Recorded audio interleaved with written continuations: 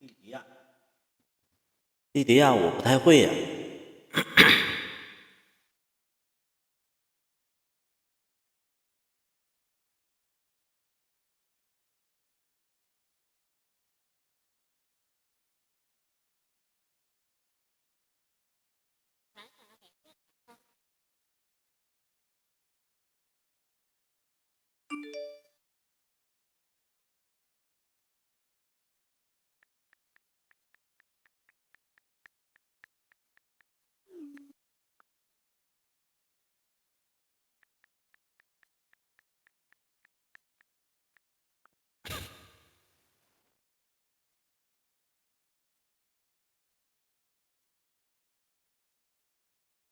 我现在不卡了，是不是？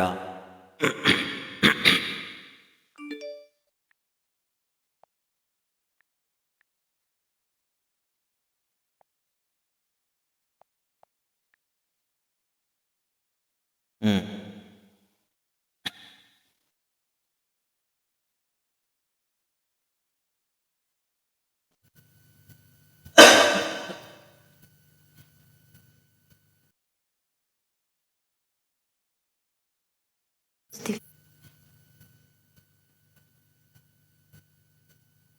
por los momentos difíciles.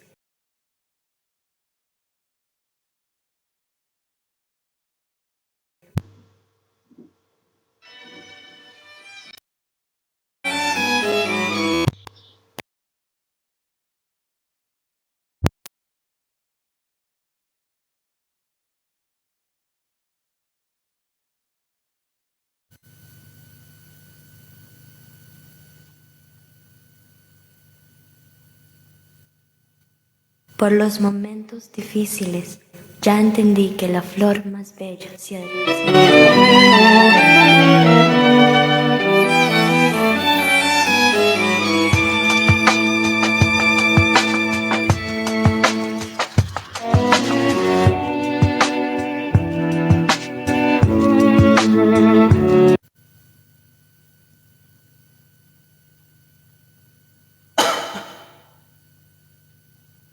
Por los momentos difíciles, ya entendí que la flor más bella se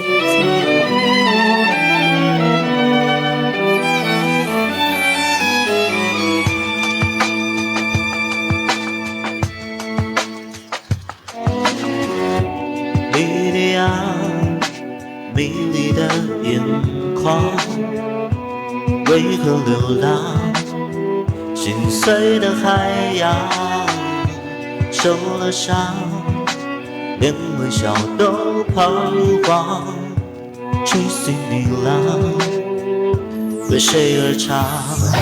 你会看见我，看见也看见太阳。起点和大地重复着悲伤，他走了，带不走你的天堂。风干后会留下彩虹泪光，他走了，你可以把梦留下，总会有个地方等待爱飞翔。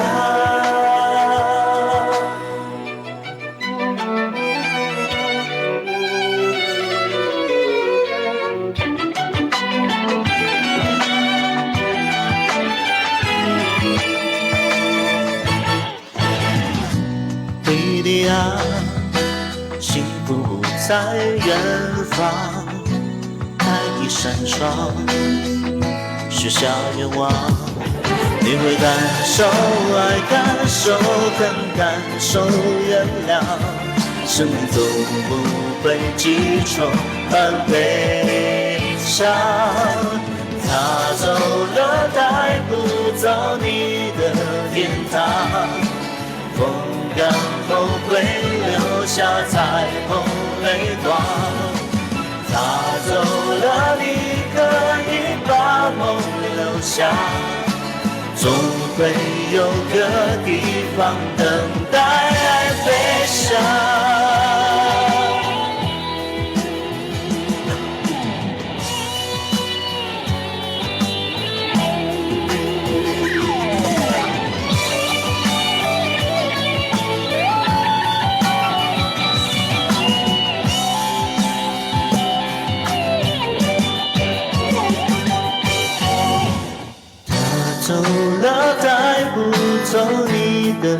天堂。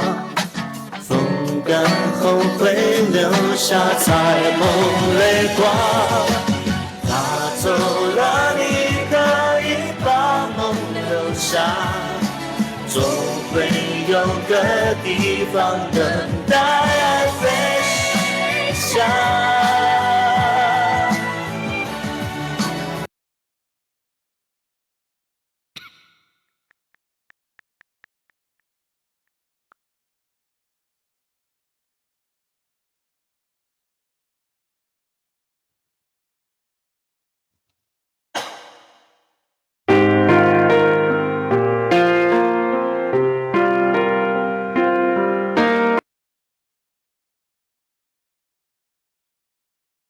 唯一纯白的茉莉花，盛开在琥珀色月牙。就算失去所有爱的力量，我也不曾害怕。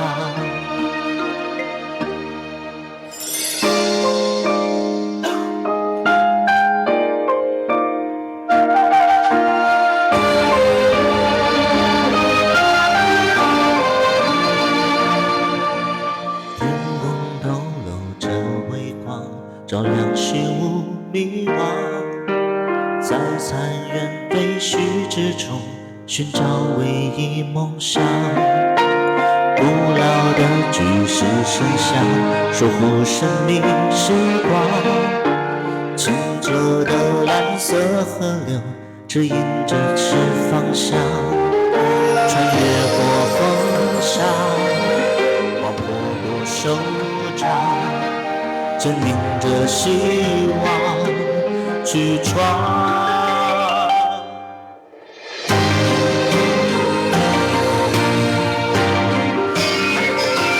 盛开在琥珀色月牙，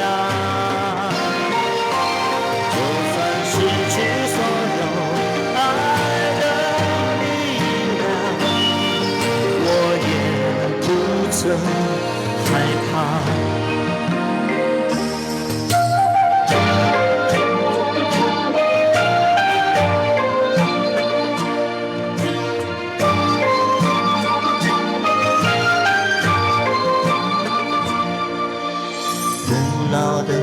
是身上守护生命时光，清澈的蓝色河流寻找着此方向。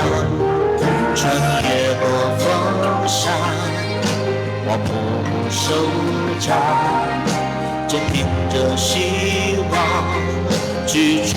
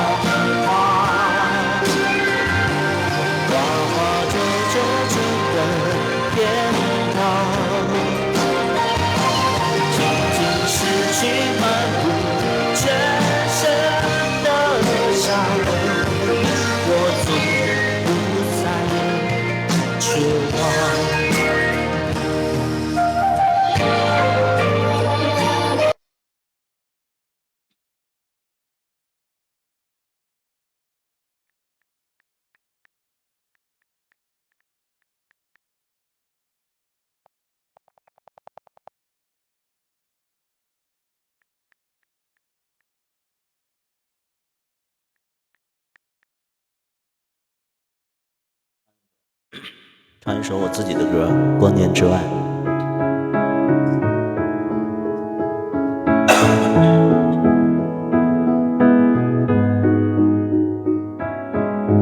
感受停在我发端的指尖，如何瞬间冻结时间？记着我真经坚定的双眼，也许已经没有明天。面对浩瀚的星海，漂浮在一片无奈。来了，缘分让我们相遇乱世意外。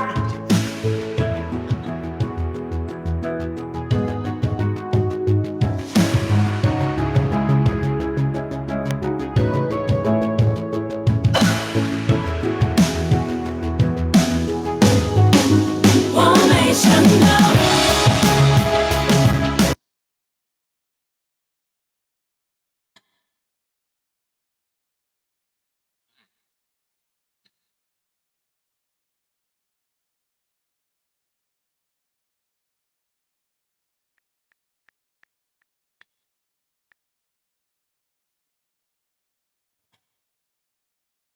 我重新来啊，好好唱，好好唱啊！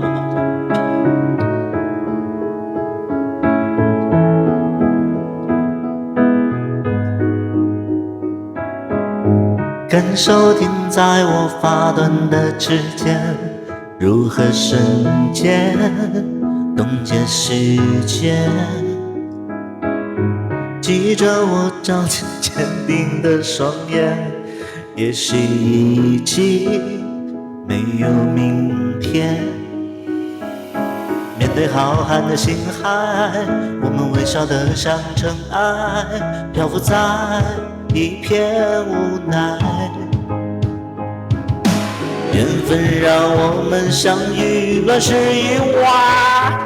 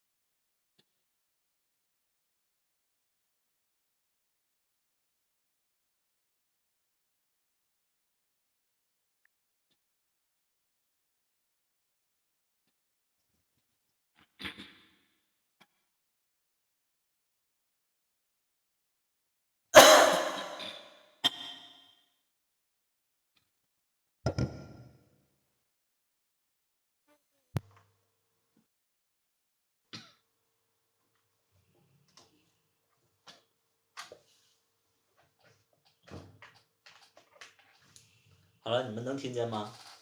能听见我说话吗？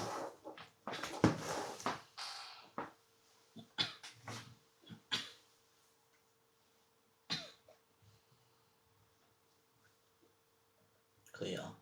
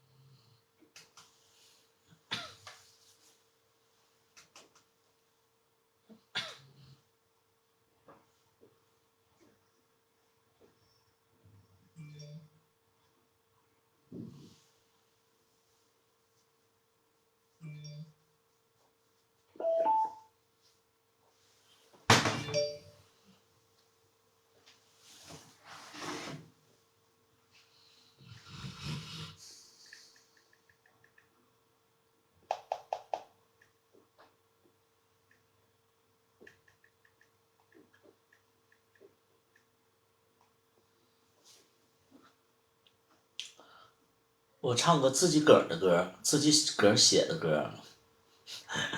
好了好了啊，聊会儿天儿啊，聊会儿天儿。重生。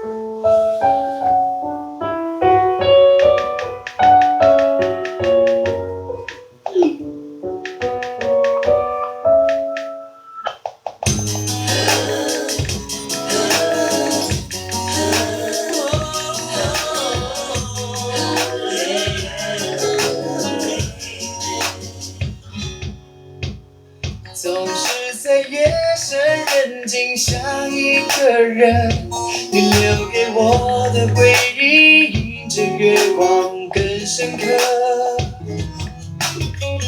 如果说后悔可以杀一个人，我已经为你死掉多少次了呢？你的泪痕，你默默忍耐过的寒冷，我现在才懂得。心疼你的心疼，想紧紧把你抱着，去弥补从前所有不完整。让我让你快乐，为你的微笑负责。我的未来还在等，对我们的爱重生。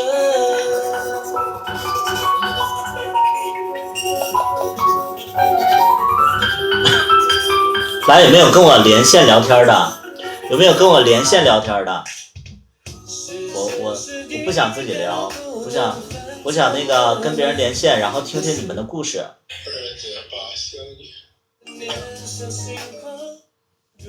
有没有跟我连线聊天的？只不过这个世上没有一本能够教我们如何相爱的手册。你的泪痕，不敢，为啥不敢呢？我其实不会骂人的，除了我都不信。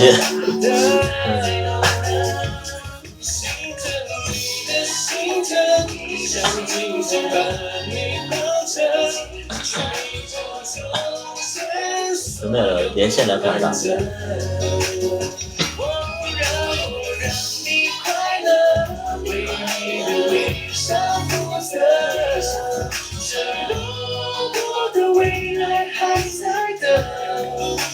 我们的爱重生，让你受伤了，我也完全明白爱的叫人心多疼。这是换我的，换我为你牺牲，让我守护着你，跟我一起走过。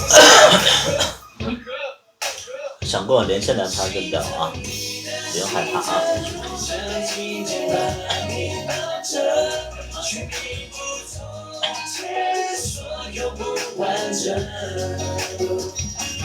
让我让你快乐，为你的微笑负责。一聊老粉变黑粉，为什么？他妈的，你说什么？我们的爱重生。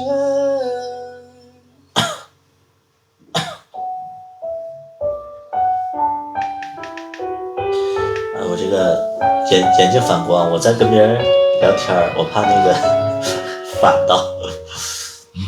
就这样，这样你们看不见。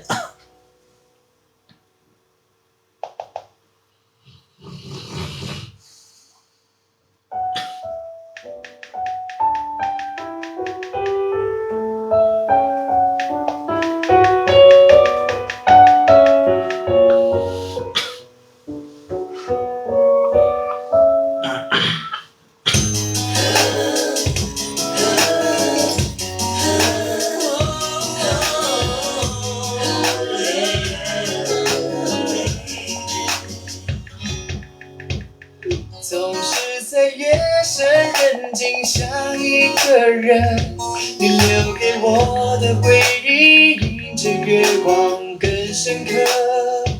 又不知道如何去把握，有啥把握不把握的呀？我又不吃人。我已经为你死掉多少次了呢？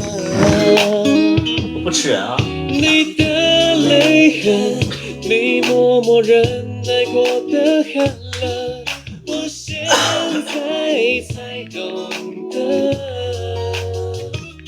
心疼你的心疼，想紧紧把你抱着，去弥补从前所有不完整。让我让你快乐，为你的微笑负责。过的未来还在等，让我们的爱重生。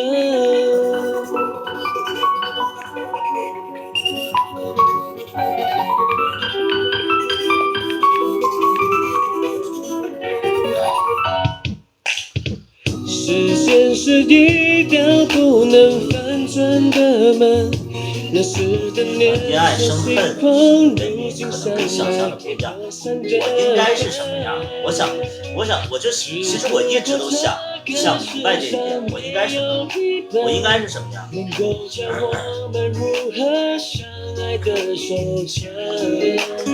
天天说我跟你们想象的不一样，我应该是什么样啊？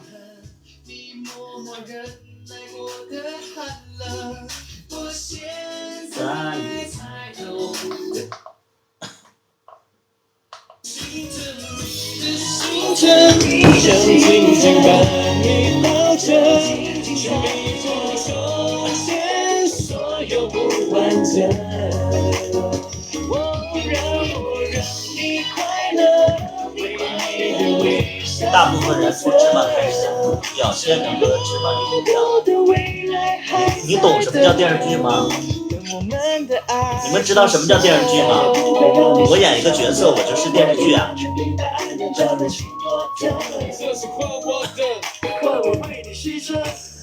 想象你生命怎么样？你们想象的关我什么事儿啊？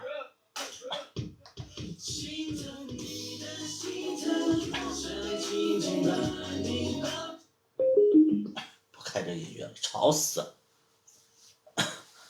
这是你们自己想象的，关我什么事儿啊？我还得变成我演个电视剧，我就必须得那样啊？第一印象不一样，关我屁事啊！合着我演一个杀人犯，我就真得杀个人呢？这不精神有问题吗？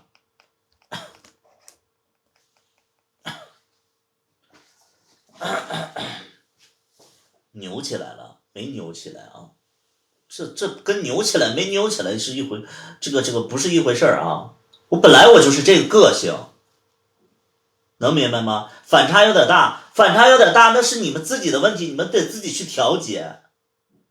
你们就通过一个，怪不得你们在网上就被那些网红骗，人家呈现一个假象，然后你就觉得他就是那样的。你有没有点那个识人辨别那个是非的能力啊？看到的东西有点是表面的东西，这能赖我吗？这个东西是你自己，你没有接触过社会而已。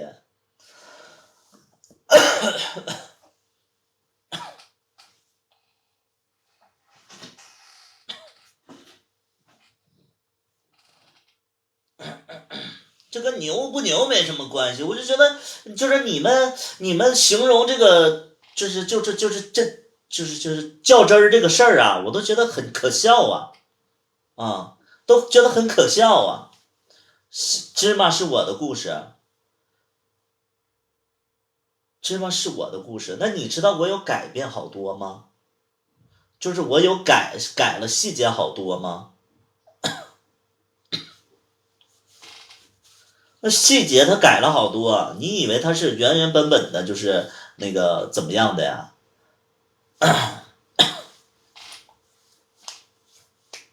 作为也叫。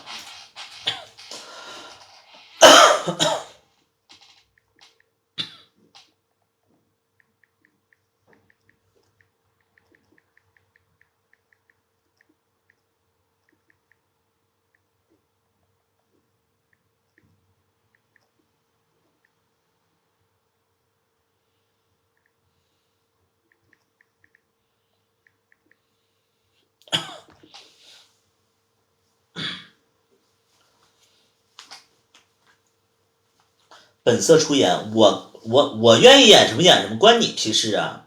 啊？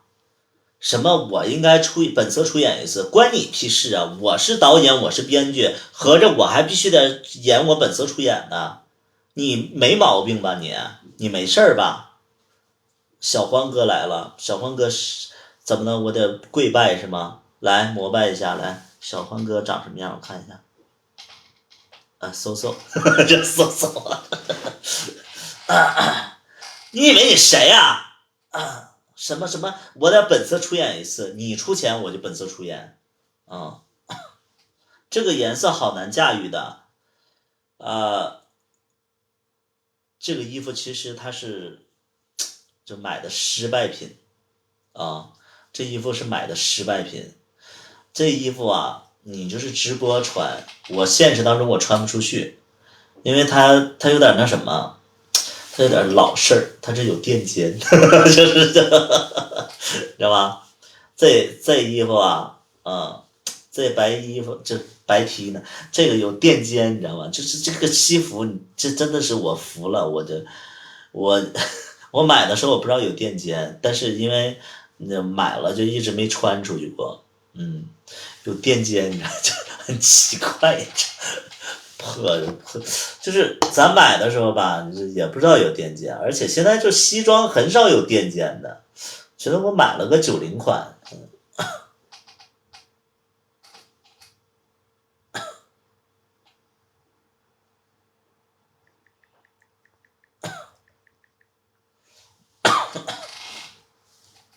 想啥呢？你有男朋友了，你有没有男朋友你都放心啊。你想啥呢？这个小欢哥，你想啥呢？啊？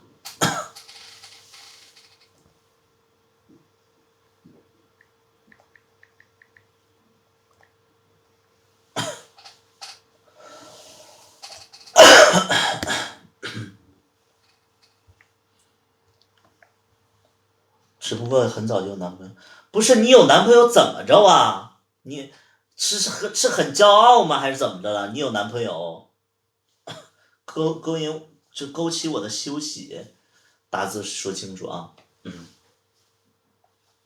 西装 style 没有，就我觉得我这个年纪应该就是这样，应该就是这样穿着，来我们连线，谁跟我连线了？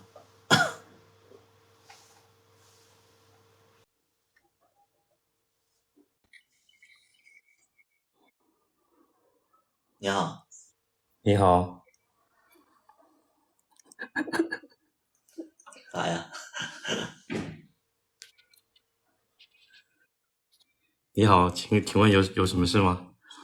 不小心点到了，不小心点到了，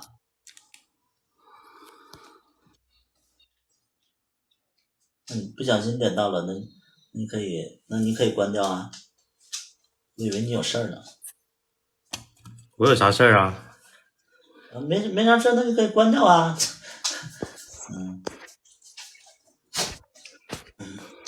行吧，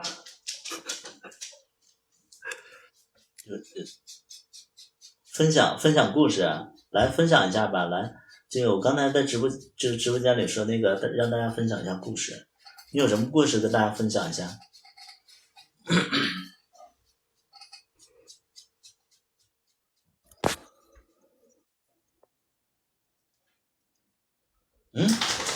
没有分享故事啊？你说谁呀？你呀？我有啥故事啊？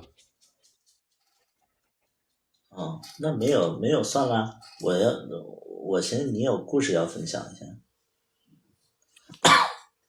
你这是在哪儿呢？我在哪儿？我能在哪儿？我在家呀。我在哪儿？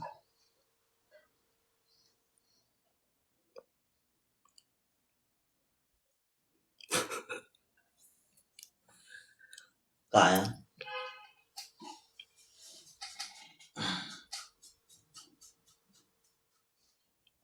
是不是人多不太好聊？没有吧？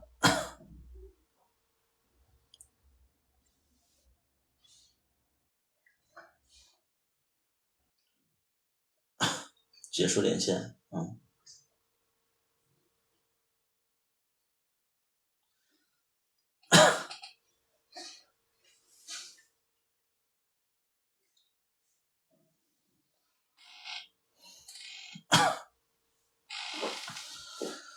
心疼你的心疼，我还以为就别人要跟我连线呢。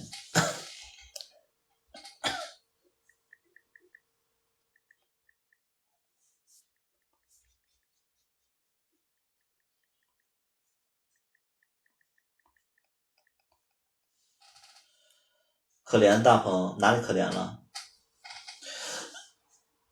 那个树熊说那个可怜的大鹏哪里可怜了？你自己可不可怜呢？那个树熊，你自己过得很好吗？你可怜别人，你是谁呀？你站在什么那个高点去评判别人的人生了吗？哪里可怜了？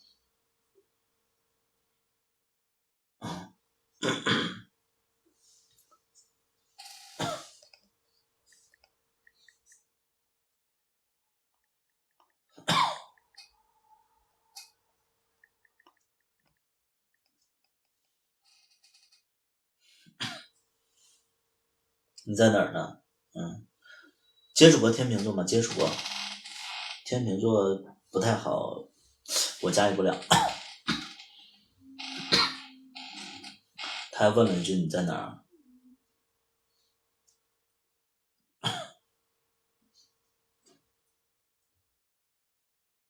就是我其实挺想让他讲讲就是我们之间的故事的。就我其实我以为他要跟我连线，然后要跟我叙旧啊，回忆一下过去，但他没有。我还说那个就是他想跟我回忆一下过去，也就回忆呗，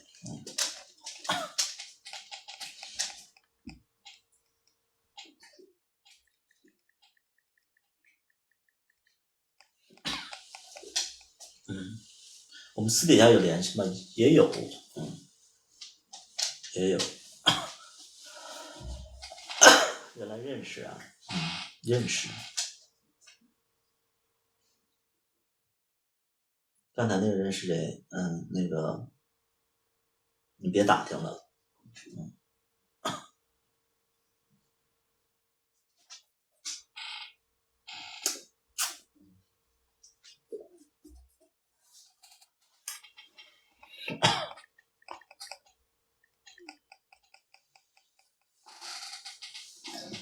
我觉得不适合天秤座。你干啥？你想直播呀？就你播，来你播。你想干啥？你播吧，啊！你给大家那个喊个麦。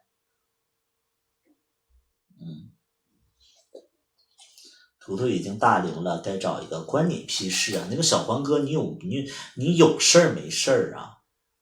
你有男朋友了，你很骄傲是不是？所有人都像你一样，应该有个男朋友是吗？你很装啊你谁呀？你管好你自己就得了，你男朋友爱你就可以了，别管别人，好吗？不是所有人都应该找个男朋友。好害怕，不要乱说话，不是好害怕，我就觉得那个想听和大鹏的故事啊，我没办法啊，因为他跟我说过，他说你不要在直播间里提起咱俩的故事，就我不敢提，我不敢提，因为他跟我说过，他说他不希望在那个，对。好想听，这不行。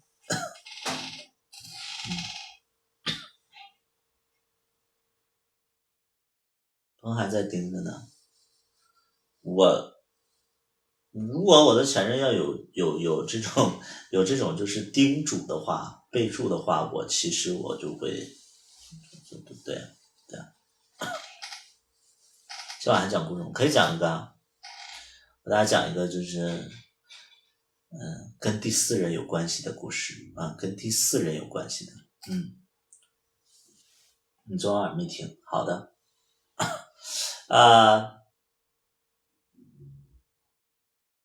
对，第四人，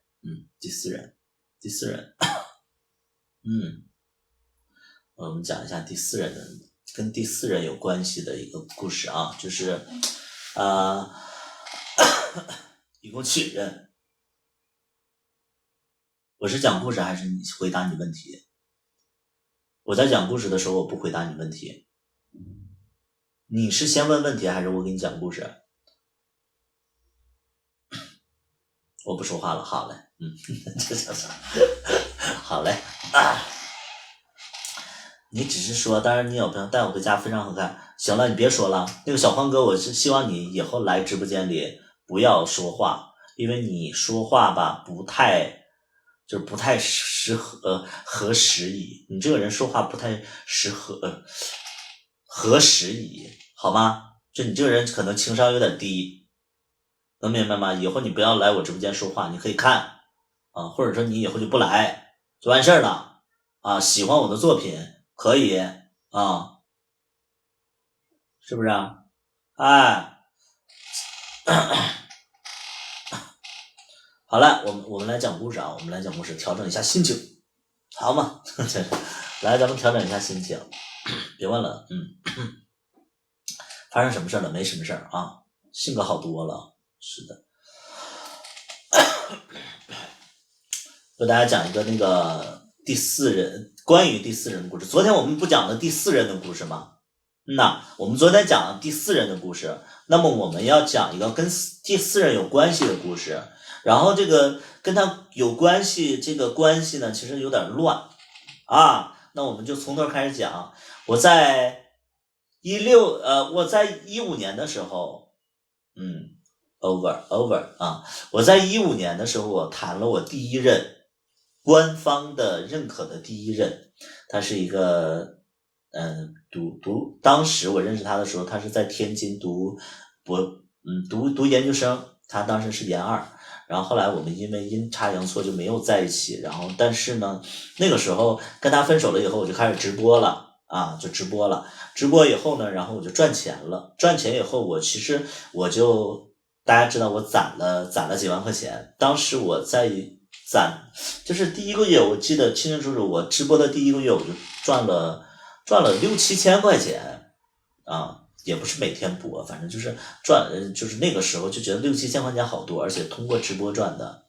当时我就给我的第一任转了2000块钱，然后我第一任没要，然后我说你拿着吧，我说咱俩在一起的时候我也对你就是挺亏欠的，当时也没什么钱，因为当时我还是个打工的然后后来呢就他也没接受这个好，然后但是呢我就又给他攒钱，因为他毕业以后他要去北京工作的，所以我就给他攒钱，我希望就是说他去北京的时候，因为我跟他去过北京，他北京的就是那个天津的大学同学在北京，他们就是租5环开外，然后小单间儿，然后那单间儿隔音特别不好。我当时我就觉得说，他毕业以后他要去北京的话，我一定要给他租一个，就不是隔断，就是起码你隔音要好的一个一居室的那种，就是独立的门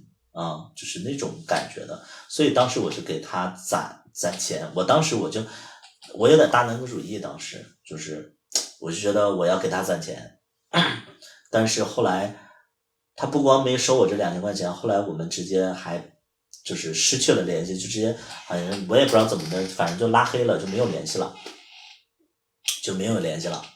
然后呢，我就特别伤感，我一个人，那个时候我赚了点钱，我一个人在15年末的时候，我一个人去了广州，我就想着去广州我找一个地方住下来，然后我就专心直播，那个时候就这么想的。所以我记得我当时是在广州的番禺区，然后找了一个类似于城中村的一个特别大的一个小区，然后我就租了一个房子，然后这个房子就非常大，每天白天这不是这还得往前倒就是我跟他分手了，就是咱们就是先别说广州的事儿了，反正就是15年我跟他分手了之后，就是我跟第一任分手之后，然后我也是租了个房子呢，然后当时就是已经分手了嘛，2-3个月之后，然后就是有一个人在捷克地，那个时候有捷克结个地，然后有人就跟我打招呼，当时我都没看着他长相，他就说他想来找我玩儿，我说那行呗，那你就来呗。然后就是他就来到我家里来了，是一个特别可爱的一个小胖猴，就是对，他是一个特别可爱的一个小胖猴，个子在1.69米左右，1.7米左右啊，1.69米、1.7米左右。然后呢，他特别可爱的点在哪儿呢？就是脑袋大大的，然后身材就是小小的，然后小鼻子、小眼、小嘴巴，特别可爱。然后呢，就很有少年感。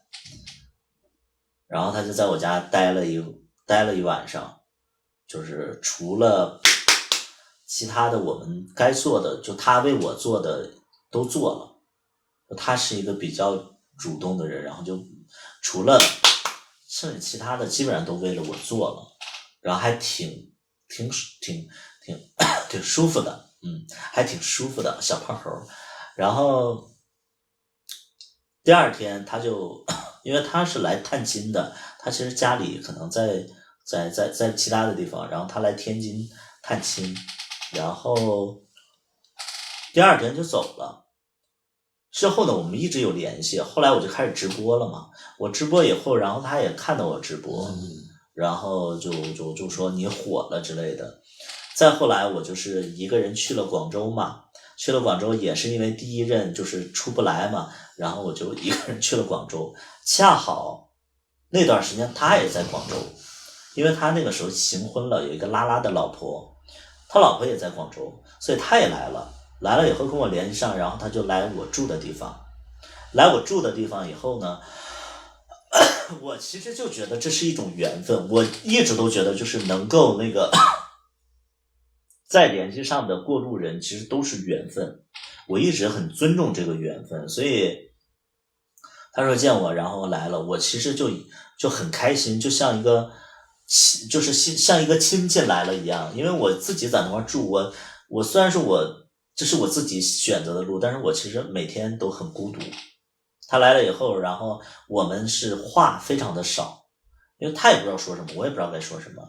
然后我就说那咱们出去吃个饭吧。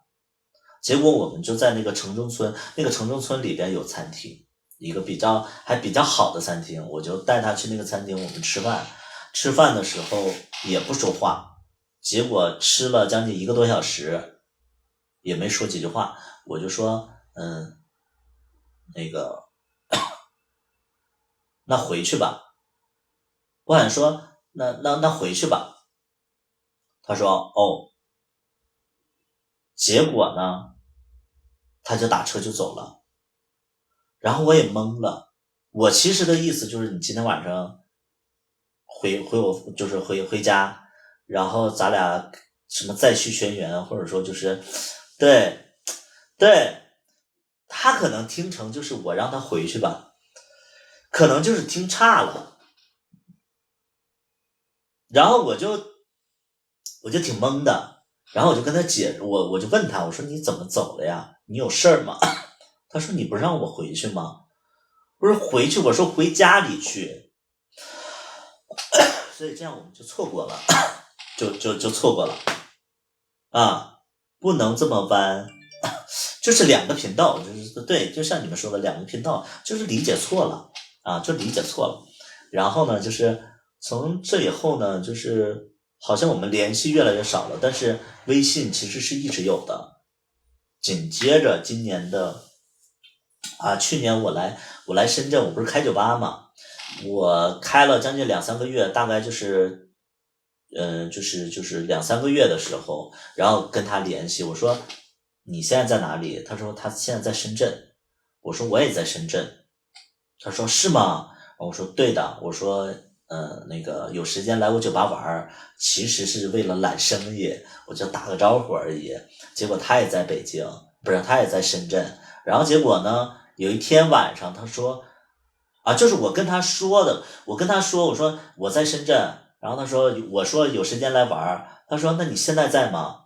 他紧接着他当时是凌晨的2-3点钟，他打车就来了。到这都已经3点多了，然后我就陪他吃的烧烤，然后我俩就聊着彼此的变化，然后我就说那你不是谈恋爱了吗？他说对的。我说那你男朋友你这么晚跑出来，你男朋友不管你吗？他说我男朋友睡着了。然后我当时我就脑子里有一个想法，就是玩儿挺大呀，男朋友睡着了你出来找别的男的，就是我觉得就是挺大胆的啊，挺大胆的，但是我也没说。后来吃完饭以后，然后那个我也没有那个意思，可能他也没有那个意思，我就说啊那个那你就回去休息吧，我说那个改天咱们再约之类的。他说好的啊，他说好的。就一直到这儿，我们其实我一直都对他其实是有好感的，是有那种，而且是有性冲动的啊，因为就是一个老熟人，但是又不熟悉，还可以怎么样？但是他有男朋友嘛，我就没有，我觉得这种事儿，人家有男朋友你就不能主动去发出那种邀请嘛，对吧？那我就没有发出这个邀请，我就一直放在心里，而且我能感觉到他其实也对我还是会有好感，当时我是这么觉得。我继续往下讲啊。再后来呢，有一天他跟我说，他说哎，去你们酒吧那个要定位置吗？好像是这么回事，反正就是他意思就是他要带着他朋友过来。我说你带谁啊？他说我想带着我男朋友和男朋友的同事过来。我说你带你男朋友过来？他说对啊。我说你玩的好大呀，就是你男朋友知道咱俩的事儿吗？他说那个说过，他说他不介意这个事儿啊。然后人有男朋友，我干嘛不让人回去？我说那来呗，因为那个时候那个酒吧的生意就是其实是需要新的客人的，结果她男朋友还有她的那个男朋友的同事就来了，然后她男朋友我们就叫他胡子哥吧，她男朋友跟她一样的身高，然后跟她是一个家乡，就是他俩虽然说是在那个深圳认识的，但是其实他俩是老乡。然后她男朋友现在在就是深圳的一个手机的公司里边做创意总监。这个就意味着她男朋友月薪起码在3-5万左右啊，就3-5万左右。然后呢，她男朋友带的那个同事是她一个女孩，然后这个女孩呢是这个胡子哥的，就属于员工啊，就属于他的下属。就这样他们就来了。来了之后呢，其实胡子哥跟他是一样的身高，但是你能感觉到胡子哥是一个品味比较高的人，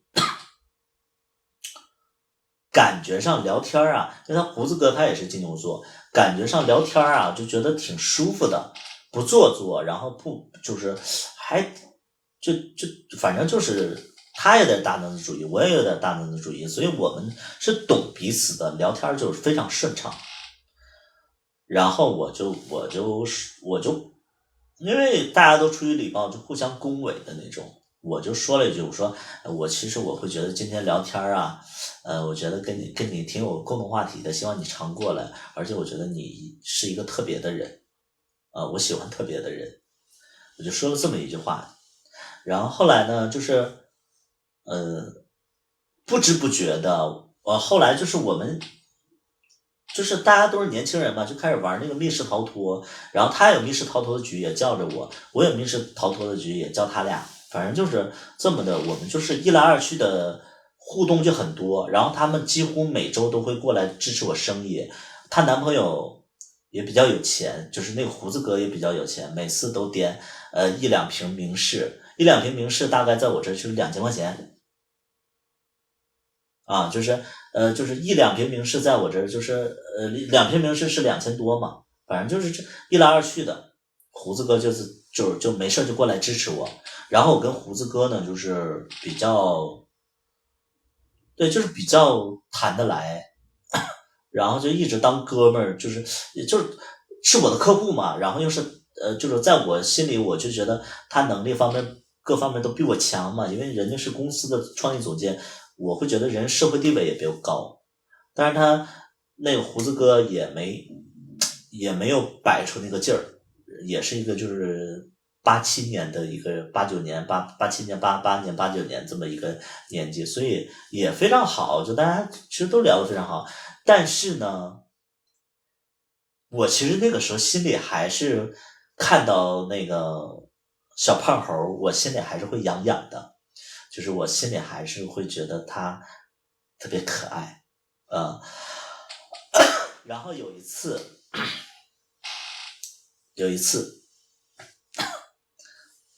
喝多了，然后他们也来支持我了，喝多了，然后他出来上厕所，我正好上厕所要回去，然后我跟那个小胖猴，我俩就是看着彼此，然后小胖猴就去上厕所了，我就要进门的一瞬间，我就特别想亲他，然后我就把他叫住了，我就亲了他嘴一下，然后他也不反抗，而且是就是比较迎合的那个状态。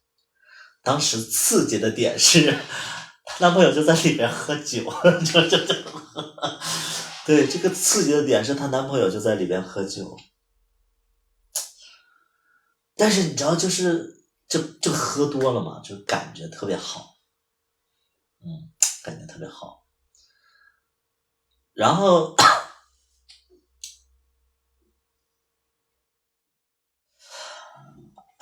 那个时候就是细节我都忘了，但是我记得有一些就是大概的我都记得。然后我就记得那个时候突然他们聊天就说到了，说到那个就是这个小胖猴把工作辞了，然后现在就在家里，然后我就觉得说，我就私底下我就跟他说，我说你怎么能把工作辞掉呢？他说怎么了？我说胡子哥现在是公司的创意总监，人家一个月有3-5万块钱甚至更多的工资，人家在社会上有社会地位，然后人长得也不错，品味也不错，相比来讲的话，其实胖猴是一个非常平凡的一个小孩，他只是有点可爱，但是他没有社会地位，他的情商他的能力就是非常非常的普通的一个小孩。我说你怎么可能在这个节骨眼上把工作辞掉？咱们就是做人做事就是你起码你得有把握，你这样的话，如果是你把工作辞掉，你的胡子哥然后又喜欢上别人，或者说人家会觉得你没用，这个时候跟你分手你怎么办呢？对不对？我就给他分析这个事情，我说你这个胡子哥其实算是个小开了，就是算是就是各方面能力啊，就是挺不错的了。在深圳有房又有车，然后每个月我觉得至少得4万块钱以上的工资，这多好啊，长得还不丑。我就一直在点他，结果这个小胖猴啊，你跟他说不通，他就在那笑，但是他也不找工作。但是我也没办法，因为这毕竟是人的事儿，但是我会觉得说我们认识这么多年，而且我对他有好感嘛，我也不能说拆散人家，但是人家在一起的时候，我就是一直都在去让他上进，让他有社会价值。后来他们果然就出现了点小问题，后来你知道就是他们又来喝酒的时候，我就觉得胡子哥一直在跟我聊的是人的价值，胡子哥对我满嘴的那个赞许，就是胡子哥一直都赞许我说，那个我听那个小胖猴说你可能就是自己在创业，然后学历很少之类，然后就一步一步走到这儿。我也在回我说，哎呀，我说胡子哥，你看你这么有能力的人去夸我，我其实非常不好意思，其实我心里也会觉得就是胡子哥也是非常能力特别好的，所以就是夸来夸去夸来夸去的，我们就关系越来越好。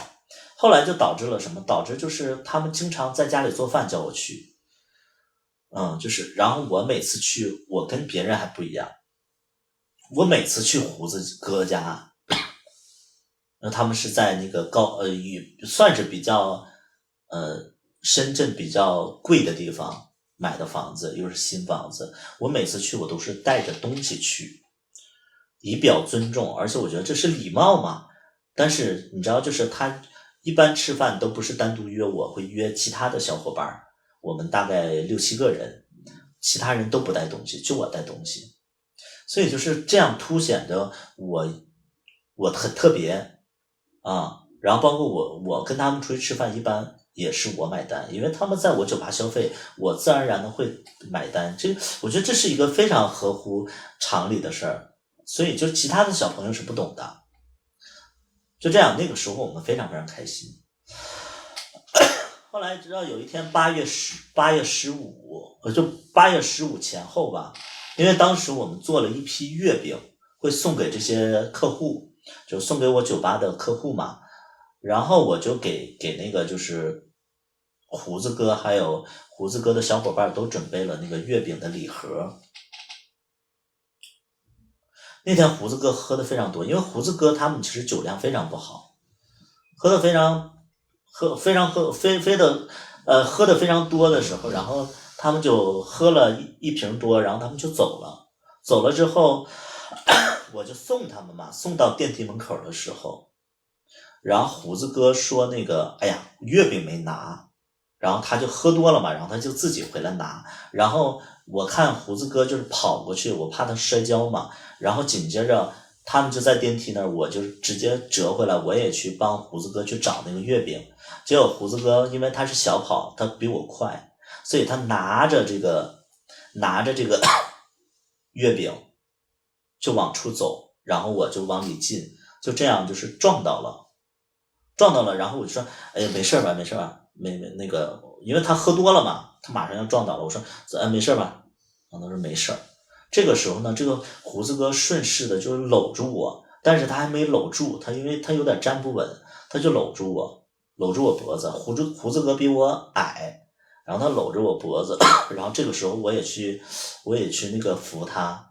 这个时候胡子哥然后就是没站稳，就他的嘴就碰到我的脖子了，他的嘴唇就碰到我脖子了，然后他就在我耳边说了个什么，我具体我记不清了，反正就是嘴唇碰到我脖子了，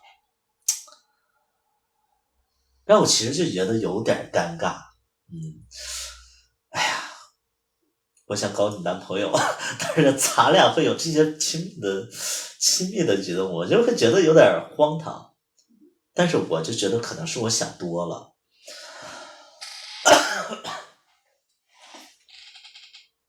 从那以后呢，就是那段时间我记得当时我是有个什么病。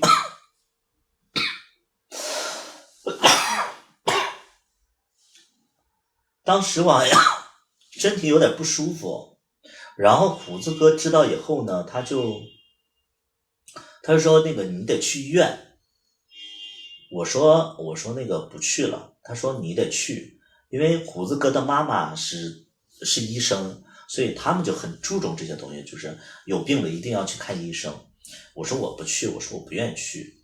结果胡子哥就下午，因为他是创意总监嘛，他下午可以就是他可以不用去公司的，他可能打个卡就不用在公司。结果他就开车到我那个小区门口等我，然后就说那个要带我去看医生。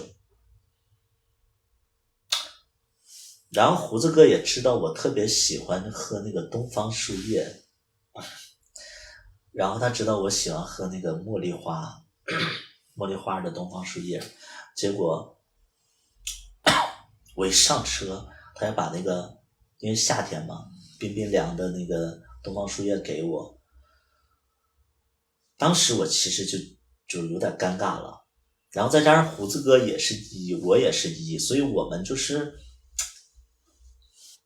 没什么话题，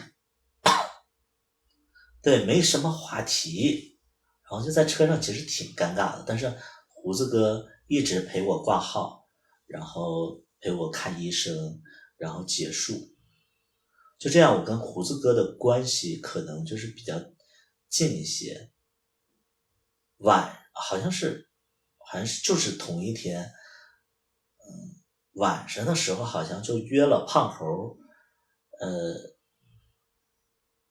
就是他要跟胖猴去吃饭，结果阴差阳错的我也去了，然后我这个人就是就是具体我真忘了，反正就是很尴尬的，胖猴就问说你下午干嘛了，就问那个胡子哥，还是问我也忘了，反正就是问了，然后我就说出来了，我就要说的时候，胡子哥就抢先说了，说啊下午那个我陪他去哪儿了，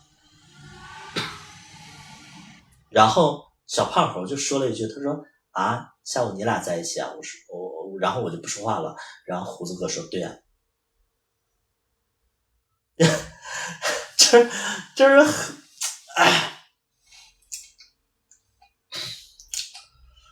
有点尴尬。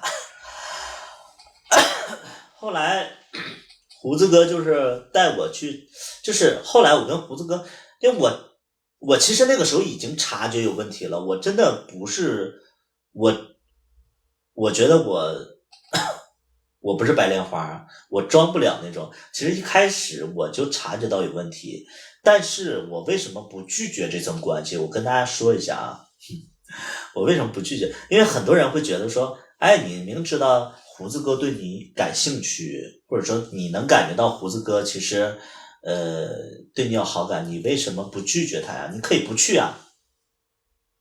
对，就马小玲说的，对，首先是客户，第二点呢，他没有挑明这个关系，你们能懂不？就比如说，哎，百里，我约你去吃个东西，然后那个怎么样，不去，你觉得这好吗？然后所以说我一直都知道，但是我装作不知道，我就一直，因为人家也没正式说过，所以我也怕是自己想多，反正就是再加上是客户，反正我就跟他们互动越来越多。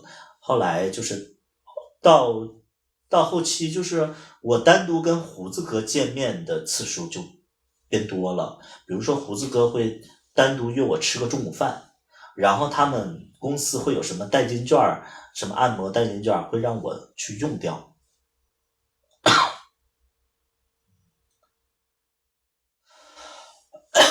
几千块钱代金券让我用掉，是按摩的代金券，然后那个按摩的地方就在他们公司旁边。然后呢，后来我买房，我那个时候我买的第一套房是在深圳，他开车带我看各种那个楼盘，他跟着我一起在看，他开着他的宝马，新买的车，新买的车。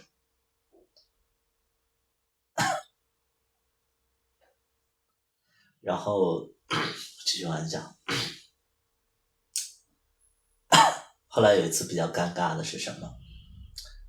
就是那天因为前一天晚上我喝多了，我宝马不是他推荐的。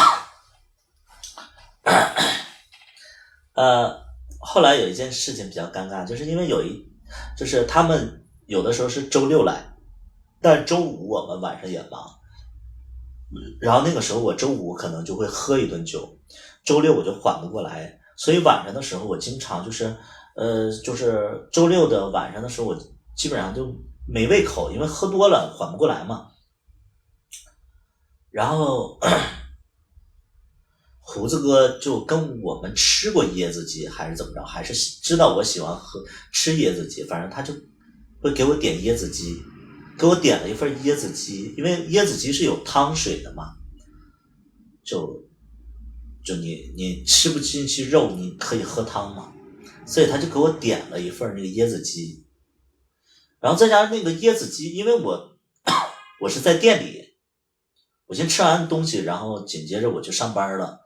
结果他们那天来的也早，那个椰子鸡送的也晚，等他们到的时候，我还在吃椰子鸡，我就在这块低头吃椰子鸡。这个时候他们就来了，来了之后，小胖猴就说：“啊，你吃椰子鸡啊？”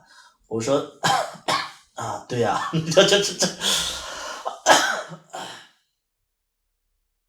胖猴就说：“你吃椰子鸡啊？”我说：“对呀、啊，这个对。”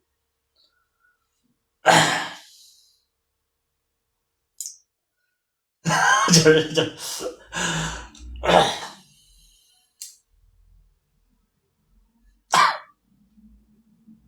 内心尴尬。然后直到有一天，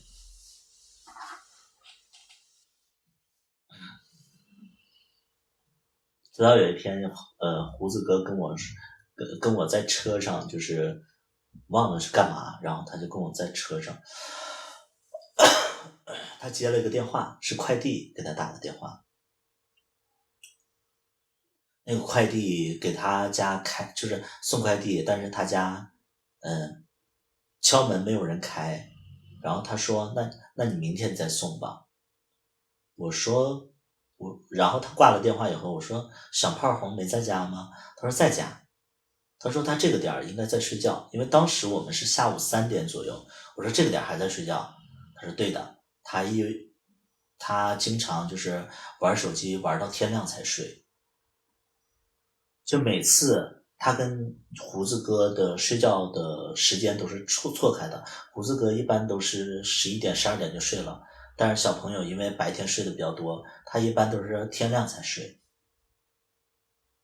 我说你俩这种生活的这种关系会不会有问题？然后他说就那样习惯了。然后当时其实我心里会有点天平会倾向于胡子哥，我会觉得说小胖猴太不争气了啊，小胖猴太不争气了，就是我觉得胡子哥挺好的，当时就心里的天平一下就倾向于胡子哥了啊，但是我没说出来。后来好像就是身边有朋友就说，好像胡子哥经常会给小胖猴买游戏点卡呀、装备什么的，就几万的买，然后生活费给的也很多，反正就说了这些，然后紧接着好像是具体我忘了，好像是胡子哥就说起过这个事儿了。那意思就是说，每次他下班，他俩还得叫外卖吃。就胡子哥其实我觉得他生活上已经开始抱怨了，但是他抱怨的不是特别明显。他跟我说，他说，他每次下班之前，小胖猴还做点饭，现在连饭都不做了。他到了家以后，他俩点外卖吃。反正就是他就是时间长了，他会不太喜欢这种关系。再后来有一天，我晚上的时候，我突然接到了一个小胖猴的一个微信。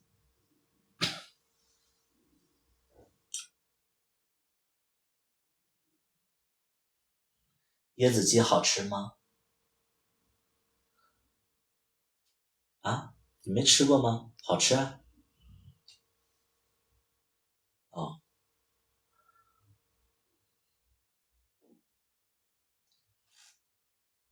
为什么这么晚？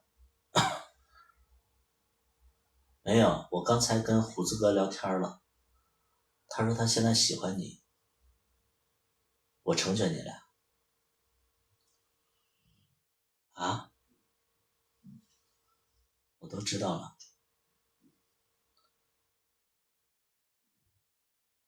就是后来我紧接着我就联系我就联系胡子哥，胡子哥就没回答我，直到第二天早上5点左右，胡子哥回复我，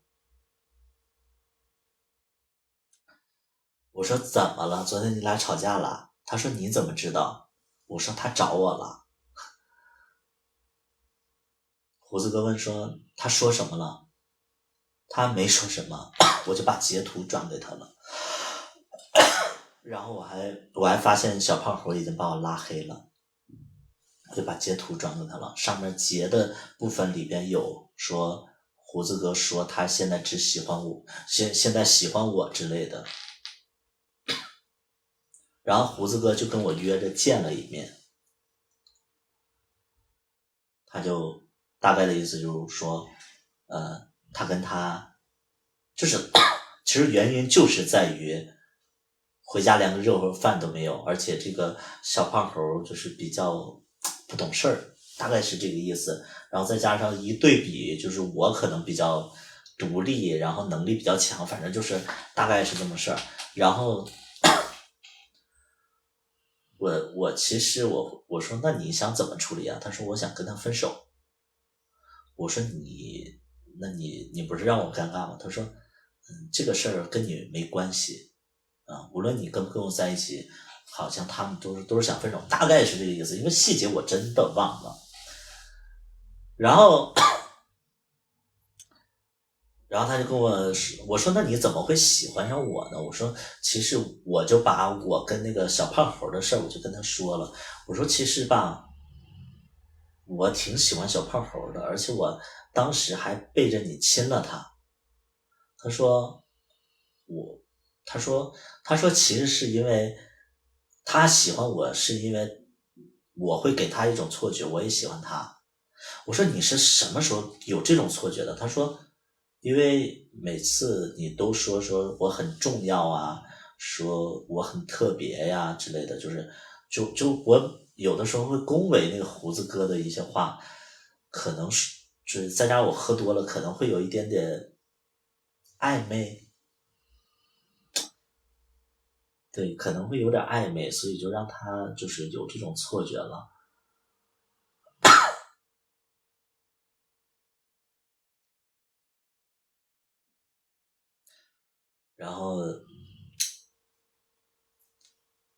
然后紧接着那个他的，你们记不记得有一个那个就是有一个女孩的那个下属，他的同事就是那个他的同事胡子哥的下属，那个女孩跟我也比较聊得来，然后他就问我了，他说，哎，他就问我，他说你对胡子哥什么感觉呀？我说什么感觉啊？他说你别装了，我都知道了。我说我能什么感觉啊？我应该，他说那你想怎么办呢？你得表个态啊。我说表什么态呀？我说首先第一点，我更倾向于小胖猴呢，我莫名其妙的卷进这来。第二点，我说他喜欢我这件事情，他自始至终他都没有告诉过我。不光我不知道，我的所有的员工，比如说当时我有个店长叫灰灰嘛，灰灰也没看出来。我说出来的时候，灰灰都说啊不可能吧。我说确实，当时其实我能感觉到，但是他也一直没说过。然后是我被动的破坏了别人的感情，但其实我想破坏的是那个感情，就是我反正我抢的是小胖猴，没想到就是抢了小胖猴的男朋友。对，我说这个东西我没有办法就是表态呀，我说这个东西我好像一直在状况外。我说我真的没办法表态。他说那我懂了，因为那女孩也是金牛座，而且那个女孩我忘了是不是金牛座，反正她那个女孩也是比较现实的一个人，她就比较理性的一个人。反正后来我也没有跟胡子哥在一起，可能胡子哥可能就知道我的意思了。但是其实那个时候啊，我其实有点喜欢胡子哥，但是我当时我不知道是怎样的喜欢。我觉得肯定不是那种像小胖猴那种，就是那种喜欢他的可爱，然后再加上胡子哥是我是喜欢他的人格魅力，但是我不太喜欢，我不知道怎么跟他相处，我也不知道怎么，如果说跟他在一起以后我该以什么状态，反正就是一切都没准备好，所以我就什么都没表示出来。但是其实那个时候确实就觉得在深圳如果说找个胡子哥这样的男朋友其实也挺好的，但是你不能做这种事儿。结果胡子哥因为我迟迟不表态吧，可能就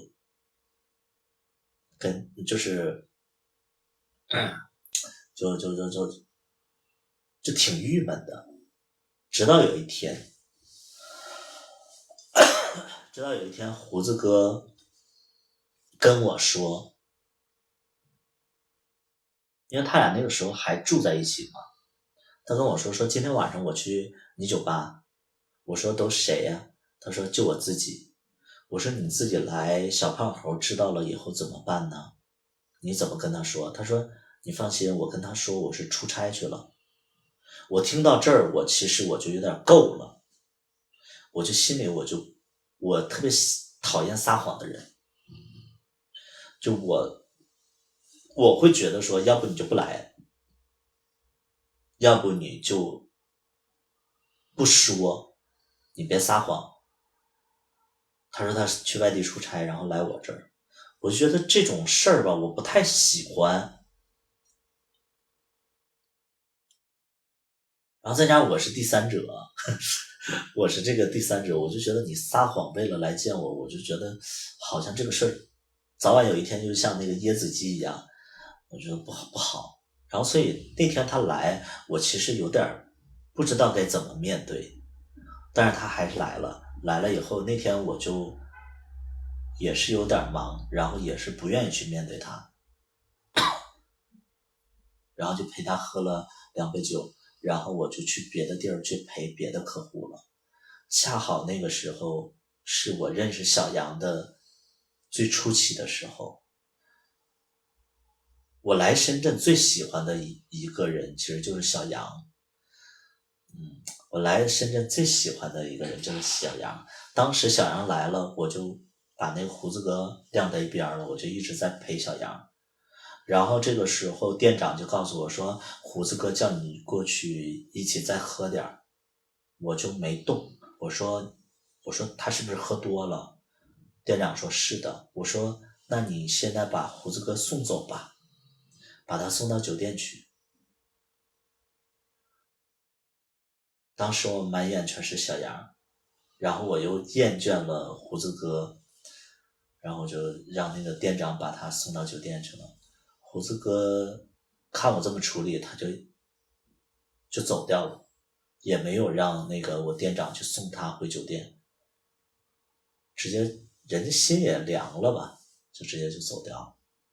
从那以后，我跟胡子哥就没有再见过了。包括其实今年年初的时候，其实因为疫情比较严重的时候，我其实想把酒吧关掉，但是胡子哥里边还有余额，还有那个卡里存的钱，然后我就通知他，我说，哎，我酒吧要关了，你来消费吧，你把里边钱那个花完吧。还是没有再来过。然后现在我觉得胡子哥应该非常厌倦我，就是非常讨厌我吧。但是我其实后来我有一个习惯，就是不经常联系的人，我偶尔会翻翻他们的聊天记录，然后看到当时胡子哥对我真的好关心，真的好关心，胡子哥对我真的好关心，然后我俩聊天也特别有意思。我看了那个聊天记录，我其实挺感慨的，但是没办法呀，我说实在就是没办法。首先我俩不能在一起的点是因为我喜欢小胖猴，第二点他是一，第三点我是第三者，第四点我没有勇气啊！我说实在我没有勇气跟胡子哥在一起，然后小胖猴怎么办呢？就是这小胖猴怎么办啊？如果说我跟胡子哥在一起，小胖猴就要搬离那个高档小区了，然后他又没工作。当然我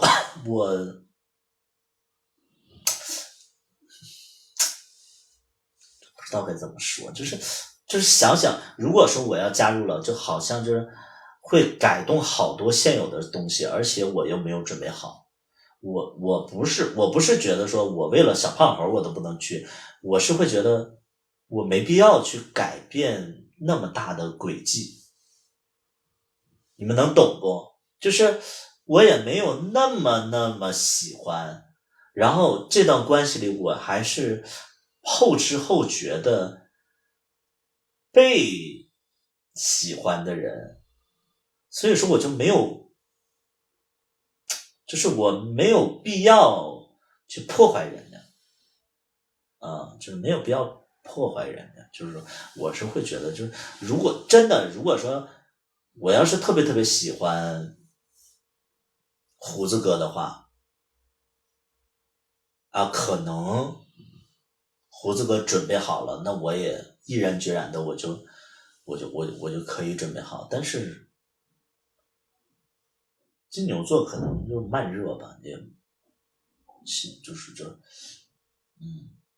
不确定，再加上胡子哥也挺可爱的，但是他好像确实是对，就是没那么喜欢，也可以这么说，对，就是现在他跟小胖猴应该还在一起吧，他现在跟小胖猴应该还在一起。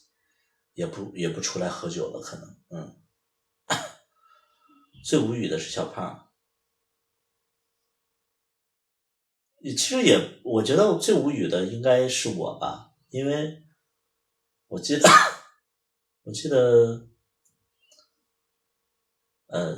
胡子哥跟我说过，说每次去我那儿的时候，小胖猴都会说我。就是大概的意思就是让胡子哥远离我，就是这意思就是说，就是当着胡子哥面说我坏话之类的，就是也不是坏话，就是反正就是对，反正就是其实小胖猴一直在胡子哥面前会有提防我，就是但是其实我真我怎么可能就我当时我满眼的就是全都是小胖猴，每次小胖猴一来，而且有个细节，我觉得有个细节就是有一次我们玩密室，纯黑的密室，小胖猴和胡子哥玩密室都不害怕，我怕的要死。你别看我平时在这块装的就是特别那个怎么样，你别看我是个一，但是我其实密室我特别害怕。然后去密室的时候吧，我就跟在小胖猴身边，然后在黑暗里我就跟他握着手，这样，因为他俩在一起3、4年了，然后跟朋友出去玩吧，他俩都不在一起走着，然后就分开走，然后再加上我害怕，小胖猴就拉着我，我俩就拉着手走，然后有的时候就是恐慌之中啊，一跑吧，我跟小胖猴就拉不住手了，小胖猴就跑走了，我就没跟上。结果这个时候我就特别害怕的时候，这个时候有个人在保护我，是胡子哥。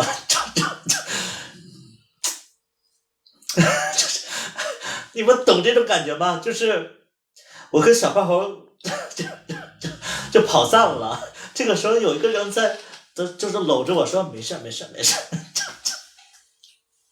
是胡子哥。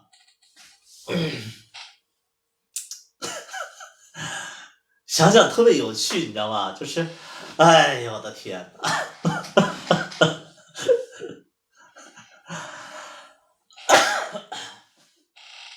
他说我还觉得很尴尬，我说，就是不好吧，就是，对，就是，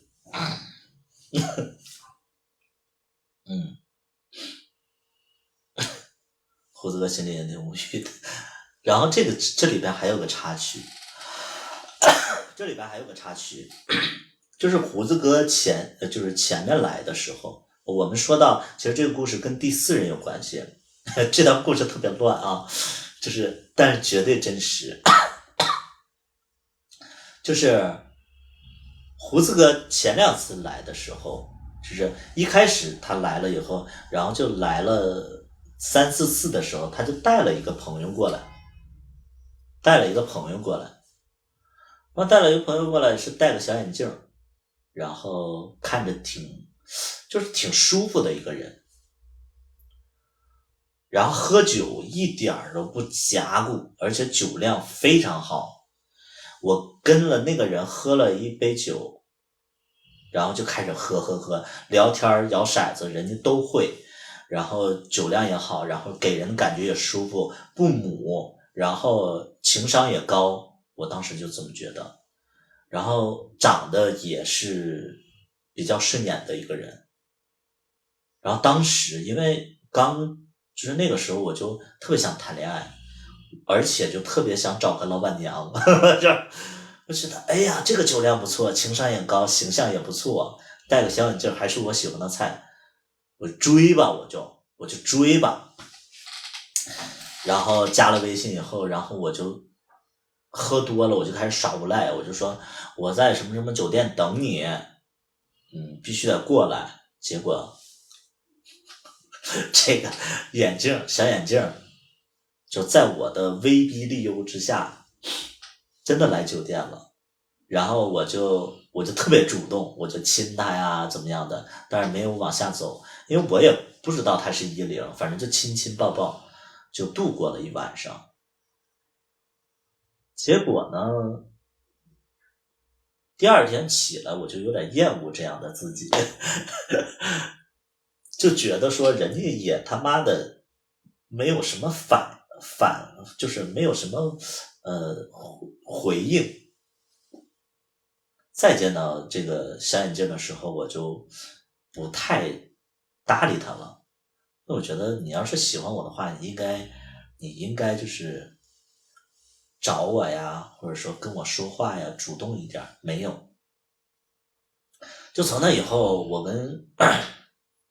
跟那个小眼睛就有点尴尬。每次吃饭的时候，我们都在，就是每次我跟胡子哥他们吃饭，小眼睛基本上都在。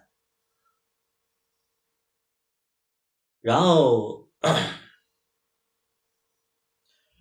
后来这个小眼睛就开始直播，然后那个时候我第4人也在直播，他们直播的时候就认识了，就是小眼睛认识我第4人了。后来我就看到他们互动的非常频繁，因为我有的时候会刷到他俩。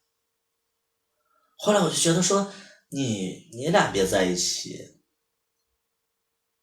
然后直到有一天胡子哥，因为胡子哥他们会假期有的时候不喝酒旅游去，然后我就看到合照里边有我第4人，也就是第4人和胡子哥就是第4人和小眼镜在一起了。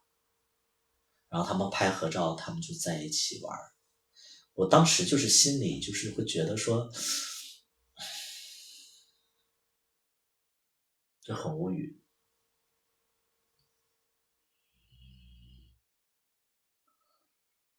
我们都赶到一起了，然后那个时候其实我就有点无语，然后我就跟胡子哥吐槽，我说他俩怎么搞到一起了？他说你又不喜欢第四人，你也不喜欢小眼镜，你管人家在不在一起呢？胡子哥就一直就嘲讽我，当时我还不知道怎么回事，反正就心里特别不爽，他俩在一起了。直到后来，就是有一天我在工作的时候，胡子哥带着小胖猴，戴着小眼镜，带着我第四人来我酒吧，我非常生气，因为我第四人基本上不来我酒吧，就是我俩在一起的时候就来过1-2次，从来都不来我酒吧。他跟小眼镜在一起以后，他居然来我酒吧了，我看到以后我非常生气。怎么的？耀武扬威啊！就是你居然敢来我酒吧，就是怎么样？我就非常生气。然后那个时候胡子哥也是在撮合他俩，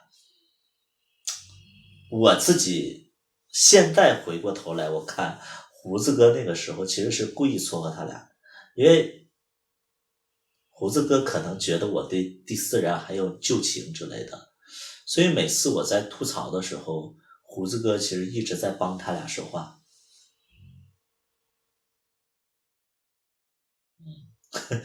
胡子哥一直在撺掇这个事儿，对。后来我们才知道，后来我跟第四人又有联系嘛，我跟第四人我就说，我说你俩在一起吗？他说没在一起。然后后来他说小眼镜这个人撒谎，就是很多地方都撒谎，因为小眼镜没有工作，但是呢他花销挺大的。他有一天就是第四人就发现小眼镜其实跟直播间里的一个金主在一起了，然后第四人就没有跟小眼镜在一起了。然后那天他为什么会来我酒吧，其实是因为他们好像是一起吃饭了，然后胡子哥就撺掇他，胡子哥就说哎，那个等会儿我们去百里的酒吧怎么样的，因为胡子哥知道我跟第四人的关系，胡子哥就撺掇就说等会儿我们去酒吧你也去吧，然后第四人就不愿意去，他们就一直在激将法，就是在起哄激将法，然后第四人就说那我也没换衣服，因为他那个时候其实第四人说出这句话的时候我还挺感动的，他说我要去百里的酒吧的话，我得回家换个衣服，换个稍微好一点的衣服，然后但是他们不让换，结果我第四人还去的那个好像去的 Gap 买了一个外套过来的，就特意买了一件新的外套过来的，反正这一切都是胡子哥在那撺掇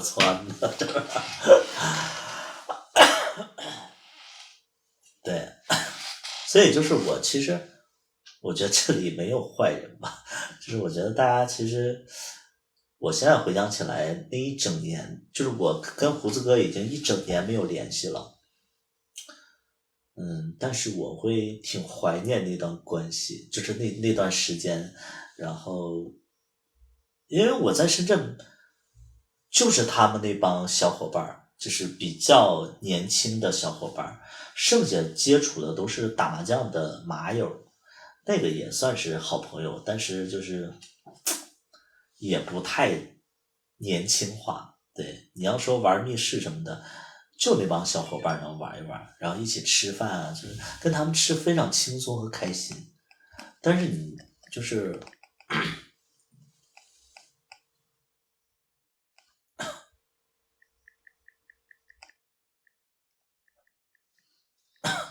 但你说，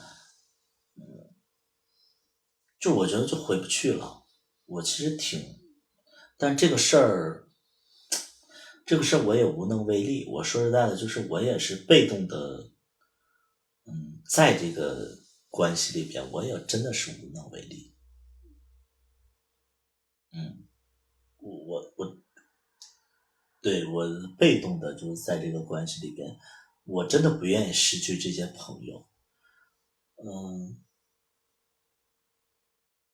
但其实这整个的关系里边，我觉得胡子哥还挺让我记忆深刻的。就是我觉得胡子哥，我错过了我错失了这个，我不能说我错过了胡子哥我伤心，其实我是会觉得胡子哥从我的世界里消失我会伤心。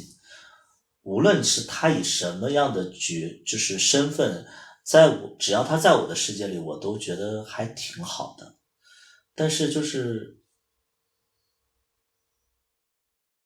对，就是哎呀，不是挺好的一个客户，就是挺好的一个，就是挺有意思的一个人。就是呢，其实我一直都不讨厌奸诈的人，我也不讨厌就是所谓的就是使手段的人，我一直都不讨厌这些东西。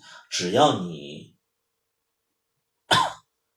我相反，我讨厌平庸的人，我讨厌所谓的憨厚的人。就我觉得你做的事情能让我看到你的出发点，而且是有趣的，其实我都无所谓。我个人会觉得这个世界没有绝对的对错呀、是非呀。我会看重一个人，就是你的智慧，你的那个人格魅力，对。对，也没有做过分的事情，所以就是我一直都觉得胡子哥，无论他是以什么样的身份消失的，无论他回来是以什么身份，但是我会觉得说，如果人生里边有胡子哥这个，无论朋友也好，情敌也好，甚至客户也好，我觉得他如果在的话，真的挺好的。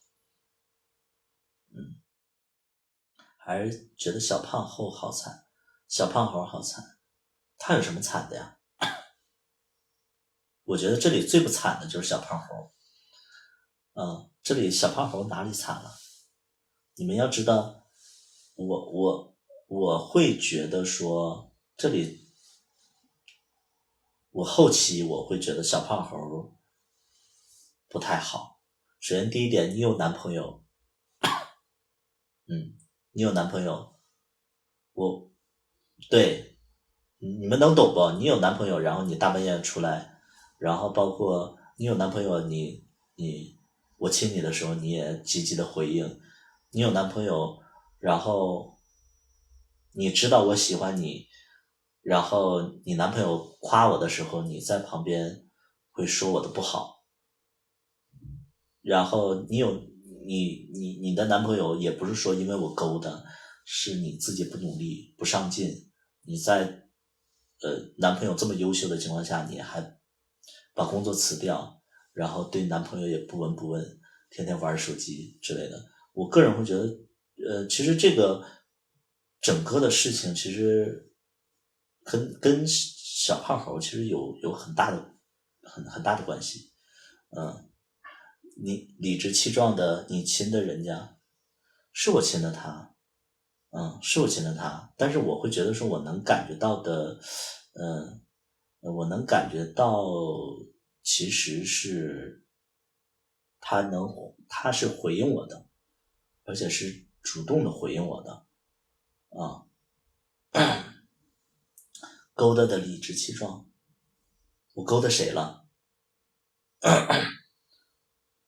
我不知道，就是你们这个，我不知道你们就是听没听完我整个的故事啊？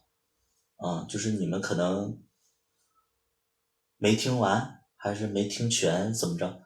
听全了吗？为什么你们会对这个什么勾搭的理直气壮什么这种评论？我勾搭谁了？你先说我勾搭谁了？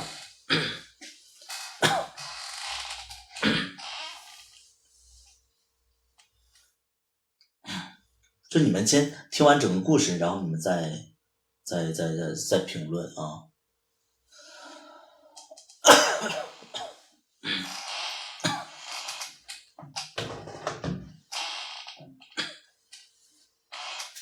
半路插进来的，就是听完了很刺激啊，都是他们勾搭的你吧？不是他们勾搭的我，确实是我。如果按照常理来讲的话，其实是我和小胖猴，我俩互相有好感啊。我跟小胖猴其实是互相有好感，然后可能因为我们也没有实质性上的出轨，可能每次见面都会有一点点情不自禁，而且是在酒精的作用下。但是其实在酒精之外，就是喝酒之外，我们没有任何的出轨的行为，这是第一点。第二点呢，就是他俩也没有分手，我勾搭小胖猴。你们爱怎么想怎么想吧，我就觉得有些人可能脑子有问题啊，就是你要是这么评论的话，我觉得没办法，我觉得真没办法啊，没分手啊，他俩没分手啊，他俩没分手，他俩就当时要闹分手，后来胡子哥在我这没有得到回应，他俩就没分手他俩没分手我太精彩了，前期也是喜欢图图的，这个不解释了，我觉得就是有些人他听不懂故事，他听不懂那个我没办法了，你要是从主观意识上就是评判我，那你怎么的我都是错的啊。有些人他就是听不懂这个前后的一个，可能他也没听全，或者说他可能主观的就是觉得我怎么着了啊。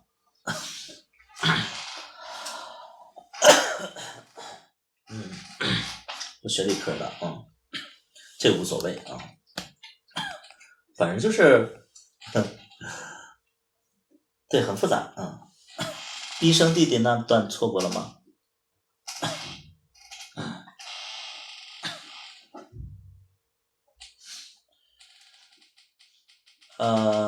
属于理解偏差，三个人互相勾引医生弟弟，哪个医生弟弟？解惑了，真的。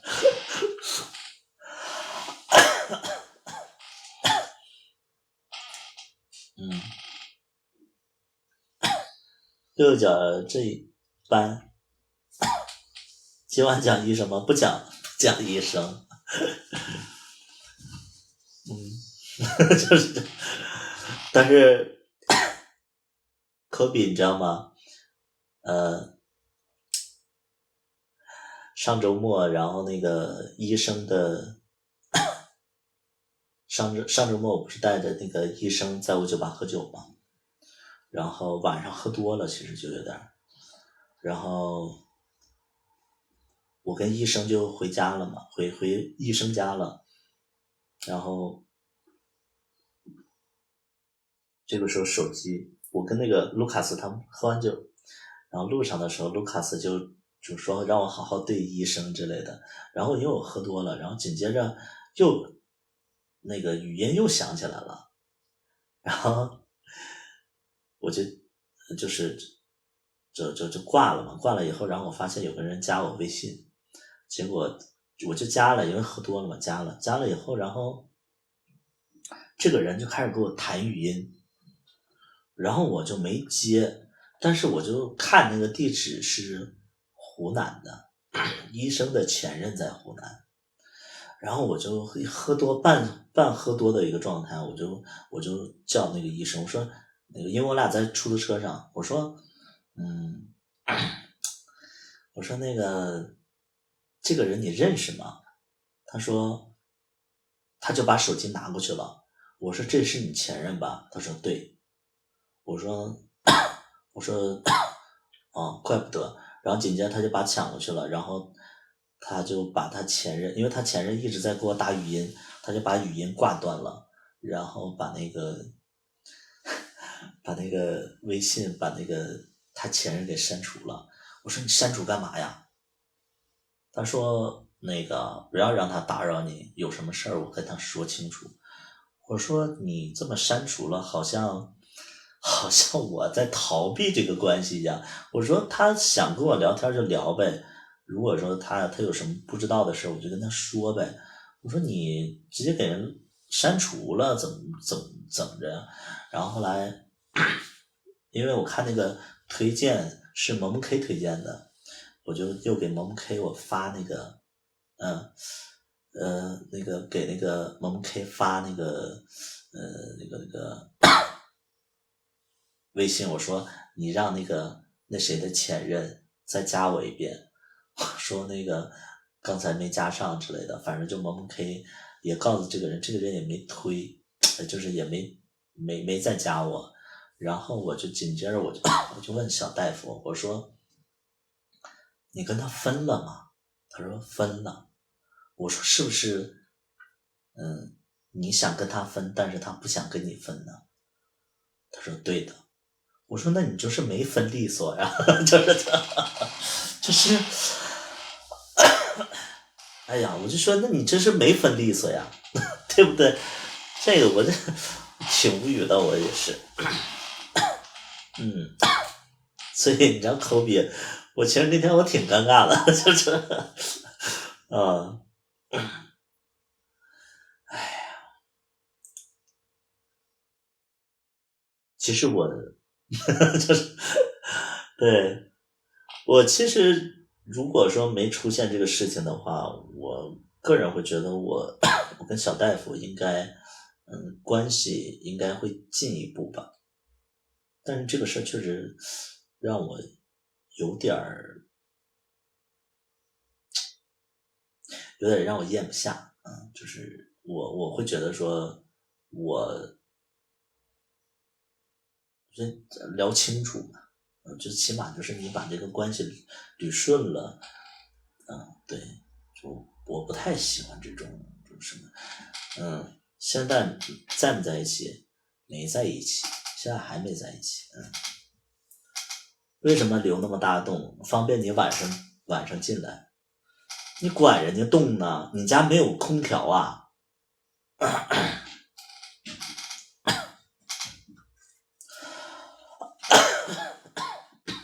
现在在没在一起，你好好对他。我别给我来这套，有点介意这个事情啊。医生帅吗？我不知道为什么我身边的朋友都很喜欢医生，就是我身边的朋友都很喜欢医生，但我其实还好，我不觉得好不好看这件事情，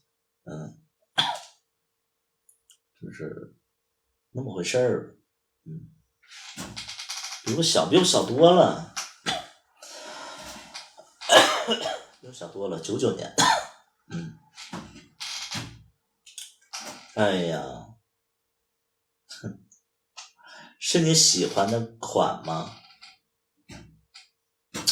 是我喜欢的款，其实一般，就一般，敦厚老实，招人疼。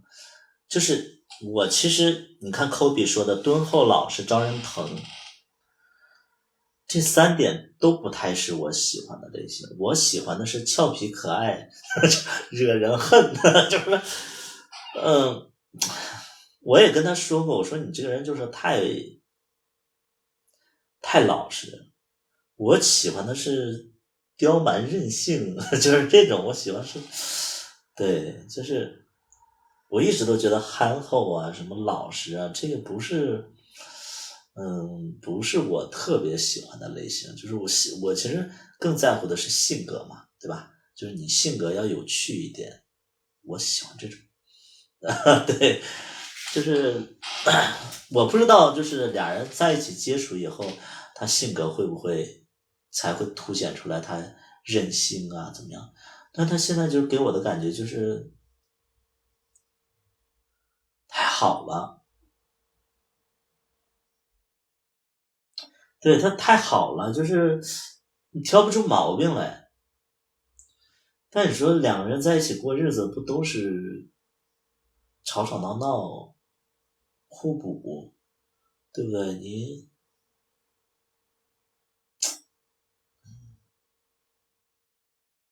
对，就是挑不出什么毛病来。没主见，没主见倒还好啊，没主见倒还好，我可以给他主见。我的意思就是说，生活上能不能再俏皮一点，就是能再俏皮一点。就比如说，哎，我没事跟你撒个娇，或者说我跟你闹个小别扭，然后我想让你那个今天一定要来陪我，他会以就是一种主人公的一种口吻说话。现在就是我俩就说话就是，哎，你今天要不要那个一起吃饭啊？我说我今天在学驾照，他说哦，那你什么时候回来啊？我说那个什么时候回来？他说好吧，那等你回来再说。我说好的。这种聊天就是我希望听到的是说你在干嘛呀？都不理我。我说我在清远那个考试，去那么远，肯定是有人陪你吧？没有人陪啊，我就在这边考试。那些直男那个司机都多好啊，就是有爷们儿的。我不喜欢爷们儿的，那你喜欢什么样？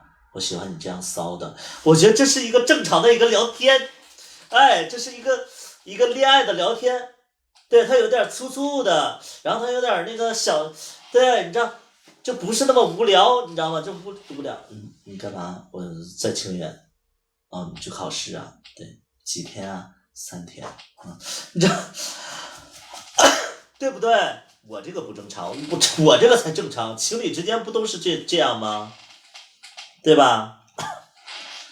哎，我不知道就是是不是我的口味比较怪，还是怎么着？就是我觉得那个才是，我觉得那个才是情侣之间该聊的，哎，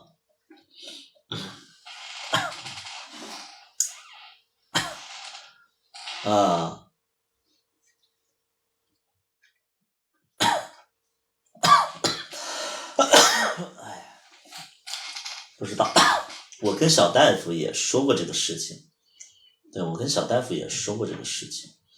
对，打情骂俏嘛，就是我跟小大夫就说过这事，我说你看，就是比如说啊，因为我每次去小大夫家，我俩基本上都是没有太多就是没有太多行为，因为每次要不就是前一段时间小大夫阳了，我去照顾他，因为他那个时候我阳的时候，他就要来照顾我，但是我爸妈在这边，然后他大夫嘛，他就想过来，我说你别过来了，他就反问了句，他说那我阳了，你会照顾我吗？结果没2天他就阳了，结果我就去照顾他，然后基本上每次我去他家，要不就是我喝多了，要么呢就是他生病，所以每次见面也没做什么。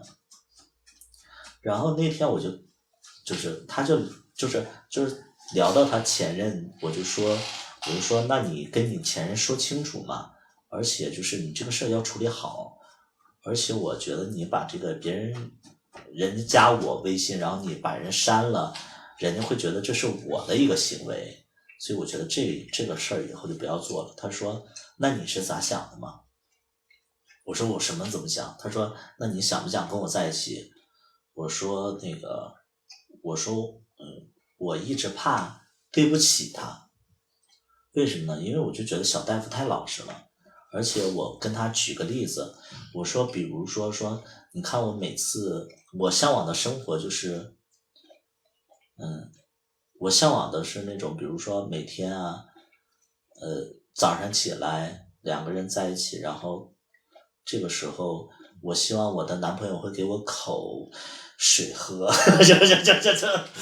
对，但是因为我每次都喝多了嘛，喝多了可能就不会洗澡，因为可能就有点脏嘛，对，就有点脏。然后一般的就是可能我之前就是喜欢的那种，可能都不怕脏的，就直接给我口水喝。但是就是小大夫他可能是一个贵理性的人，就是他可能就不会做这种事情，那我就会觉得说。生活情趣上就是让我觉得没有激情，对，就是我就举一个简单的例子，然后我也跟他举的是这个例子，对，这就是我可能想要的东西，跟他还是有点偏差，对，我不知道该怎么去改变，比较卫生。对，就是对，我还是喜欢对，有洁癖这种的，而且我现在压力好大呀，科比，我压力好大。你喜欢小大夫，王建学也喜欢，就是我觉得卢卡斯也有点喜欢。唉，我身边你说这么多人喜欢，而且王建学，因为那个就是王建学喜欢小大夫，结果小大夫不是喜欢我嘛，然后我就把小大夫叫走了。王建学因为这个事儿其实就很生气。就是你们为什么都喜欢小大夫？然后我说我要跟小大夫在一起吧，确实能在你们生活当中激起一些小浪花，但是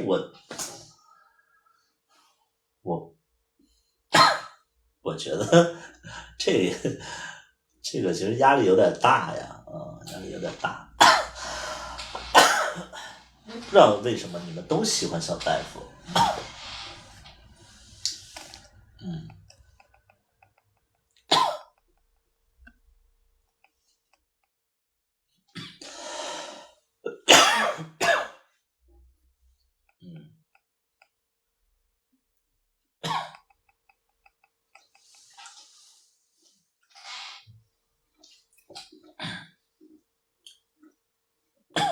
不喜欢就不喜欢吧，我也没说不喜欢，但是我会觉得经历的，其实我会觉得说还要等一等吧，等到我们找到合适的相处方式以后，再去决定在不在一起。我个人会这么觉得，我个人会这么觉得，就像喜欢店长是一个道理。我给大家举个简单的例子。我在北京的时候有一个特别牛逼的人物我在北京的时候有一个特别牛逼的人物是就是他是中国电影界3大公司里边的高管，具体我不能再说了，反正在北京我认识一个就是比较牛逼的一个影视公司的高管，对，然后呢，这个人因为芝麻认识我的，然后我们曾经也在一起过，在一起7天，后来因为他是一，我也是一，他大男子主义，我也大男子主义，反正就是不太合适。然后还有一个是在那个北京开了一家比较高级的酒廊，也是一个老板，就是开酒吧。我现在艾尔斯的酒吧，就是因为这个酒廊的老板的影响，所以我才开了这个酒吧。其实按照能力，按照社会地位的话，而且就是按照就是人的性格，包括对我好的程度，我一直都身边没有任何意义的，包括我身边人都知道这俩人嘛，都是会觉得说那个影视公司的老总可能高管，影视公司的高管他可能会对我更好，然后生活更有帮助。但是其实我在心里，我的天平会倾向于这个开酒廊这个老板。他也很优秀啊，他也很优秀，因为你想想，在北京开了一个特别高级的酒廊，那能力也是非常高的。但是呢，这个开酒廊这个吧，脾气比较差，然后有点亦正亦邪，说话也是这样，脾气也比较差。但你知道，我就喜欢那个邪劲儿，你们能懂吗？你们能懂吗？就是我就喜欢那个邪劲儿，就是如果说是黄药师和那个洪七公，我一定会喜欢黄药师。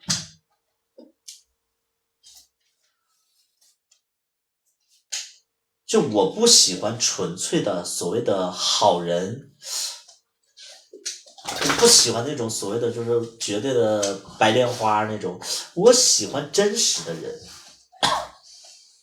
不是坏坏的，跟坏坏的没关系。我一直都觉得，你觉得这个人有问题，那是你站在你的视角。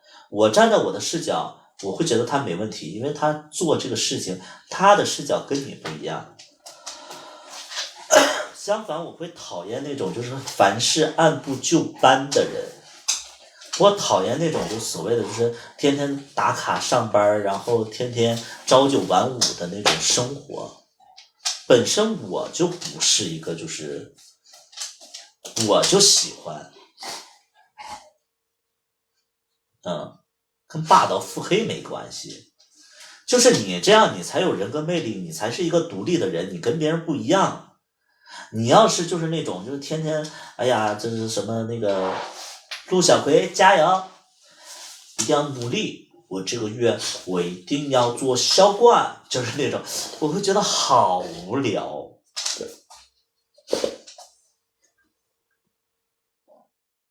对，我会觉得好无聊，我跟这样的人在一起，哎呀，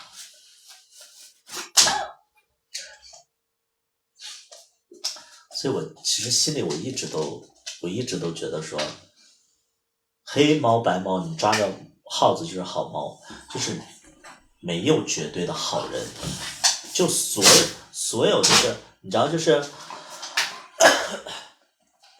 我现实当中我应该也不会喜欢所谓的店长那样的人，我不会喜欢店长那样的人，为什么？太假了。就你们都看过芝麻，我觉得我现实当中我就是会喜欢龙二这种角色的人，店长这样的角色太假了，就是他可能对你好，然后好到没有任何问题，但你觉得会吗？真的这个有一个人会一辈子对你方方面面拒到那个什么句句道道什么那个词怎么说？我国语不是特别好，我刚回国，就是那个方方面面啊，面面俱到，就是面面俱到，啊，面面俱到，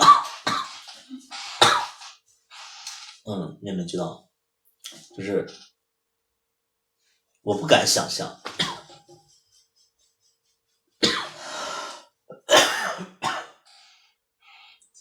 对，我不敢想象这样的人。就我一直都觉得说，人就是每个人都有人格缺陷，这个人格缺陷你发现不了，是因为他在你面前不表现，但是他总会在别人面前表现出来，他只是在你面前没有表现出来，仅此而已。所以我觉得就是，如果一个人在你面前是完美无瑕的，我觉得他在你身边其实是不够放松吧。对，他不够放松。如果说一个人真的在你面前足够放松的话，他一定会露出马脚的，一定会出现人格缺陷、性格缺陷这种，所以就是我应该不会找这个店长这样的人。对，你们能懂就好，你们能懂就好。太完美了不好，真的不好，好无聊。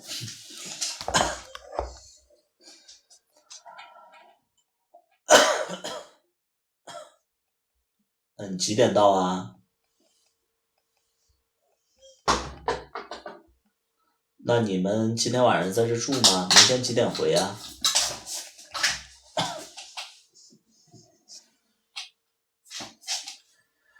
哎，今天还有个酒局，我不想去了。明天我要去惠州那个上那个车牌，线上中我确实感觉它有点棒。线上中是什么？线上中是什么？今天我不想喝，因为我明天8点之前就要到惠州去检车。干嘛？你想干嘛？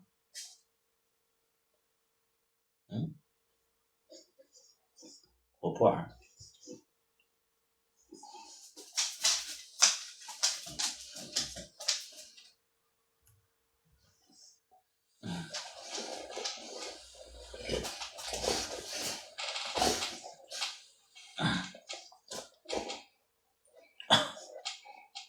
聊天的时候，什么聊天的时候？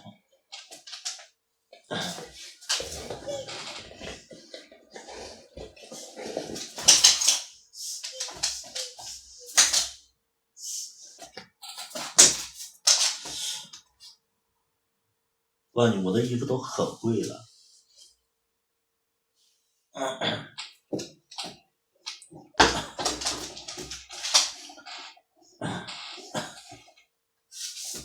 聊天的时候，你跟谁聊天的时候，你发现什么？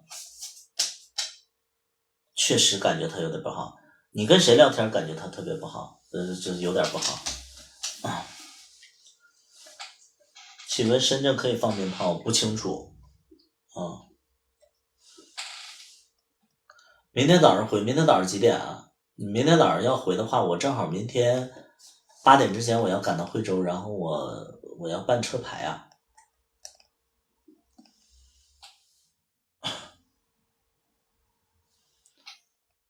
你喝多了，不是你明天早上要几点起啊？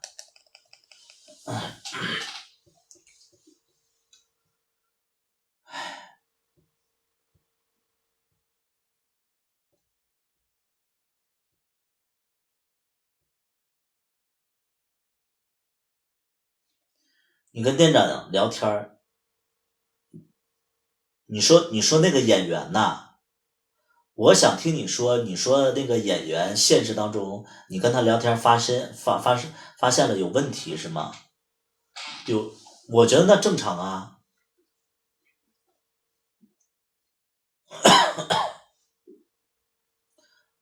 你跟那个演员聊天是什么？发现他有问题？什么问题？那不是问题，是你们觉得店长演的就是他本人，那怎么可能啊？他那个只是个角色，现实当中哪有那种人呢？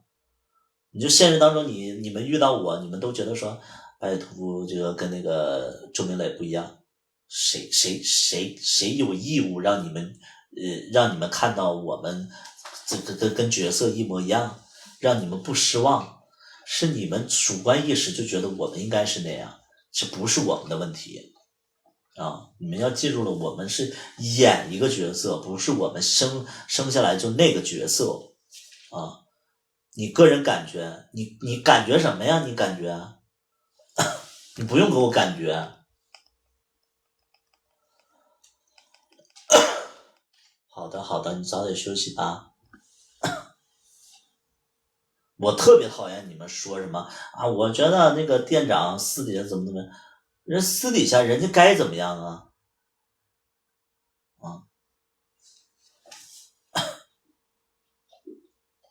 我说的是店长这个这种角色在现实当中不会有，能明白吗？不解释了，不过多的说这个事儿啊。你像当时，你知道当时我其实那个时候啊，我会对那个我剧里的演员会有期待。我不说哪个剧，大家也别在评论区里讨论。我就跟大家说一下，就是曾经我在拍某部戏的时候，我发现这个演员，他有点儿，就是他有点儿，我委婉的说，就是他有点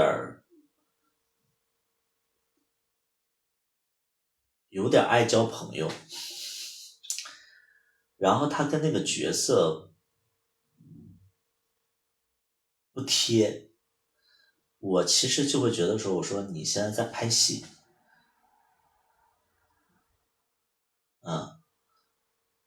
我说你现在在拍戏，然后这个角色也是特别好的角色，我其实多希望就是他就是这个角色，因为我拍那部戏的时候，其实我一是没怎么就是没有怎么真正接触所谓的北京上海名媛圈，我会觉得就是哎呀，我多希望你跟我拍戏的时候是认认真真的在全心投入的在拍，哪怕就是我们是在拍戏的过程当中能保持这个关系就好了。但是谁有义务啊？我那个时候就对他很失望，因为他在我们拍那么甜蜜的戏的时候，他还在交朋友，就是不老实，就是用我的话是不老实，不安分。但其实我们只是在拍戏啊，就是其实现实当中我们只是拍戏的搭档啊。但是你知道那个时候就是因为我就觉得说他应该像剧里那个角色一样，就是我们好好的就是把这个工作完成，然后甚至有机会就是拍完这部戏我们还在一起，那不就是就是美好的爱情神话吗？就那种感觉。但其实我真的想多了，当时我就对这个演员我就特别失望，然后我甚至会有点厌恶。但你知道这么多年过去了啊，现在这么多年过去了，我会觉得说人家只是在拍戏啊，人只是在拍戏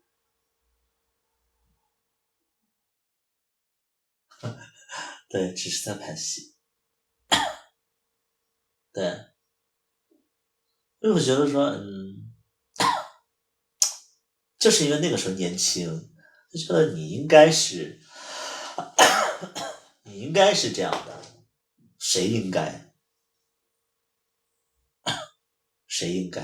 就像你们会觉得说，我们芝麻剧组也是一样，我演周明磊我就应该是0，演店长的那个他生活当中就应该没问题，演龙二的他一定生活当中是1，他直播的时候不爱说话，感觉他是个0，我好失望。谁让你失望了？是你自己对这个事情有一个期许，就像我曾经对我的演员也有期许一样，谁应该让你有这个期许了？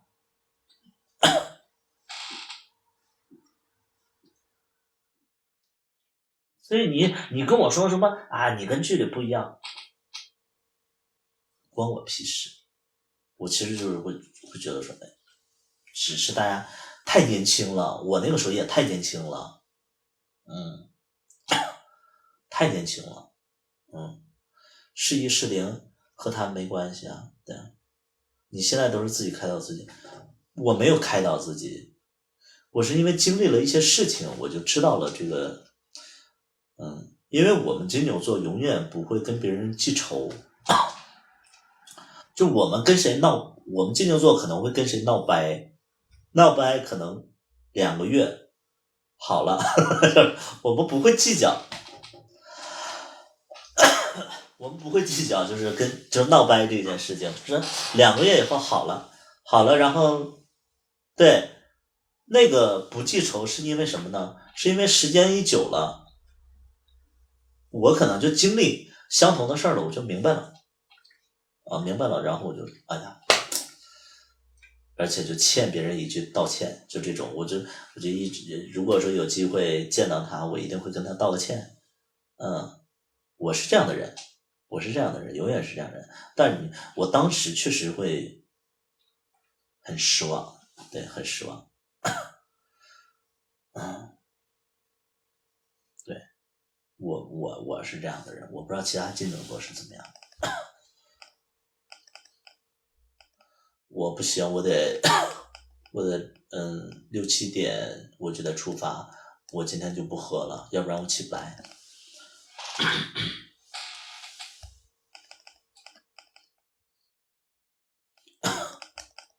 我本来是想让你帮我改一下那个寸罩的那个后边的那个颜色，现在都改好了，没事儿。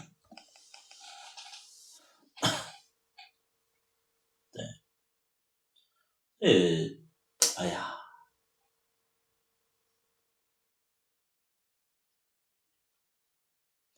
而且我觉得我一般都是对一些事情我有执念的时候，老天马上安排一件相同的事情，但不同的角色的时候，我一下我就懂，就是我不理解的那个视角，老天一下就能让我懂，我永远是这样，因为其实大家经历的东西都差不多，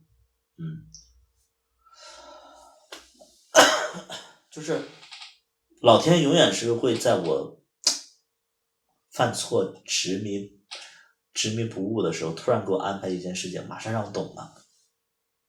我觉得这点挺好的。你们喝吧，我不去了啊。我明天事儿比较重要啊。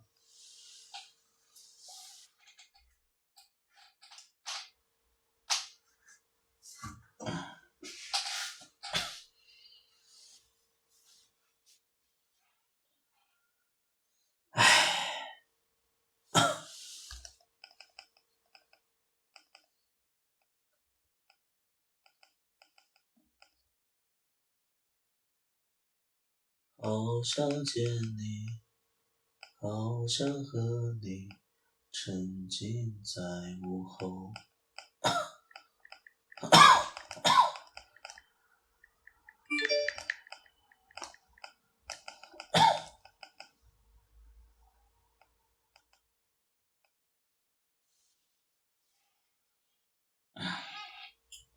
还讲新故事吗？没有新故事可讲了。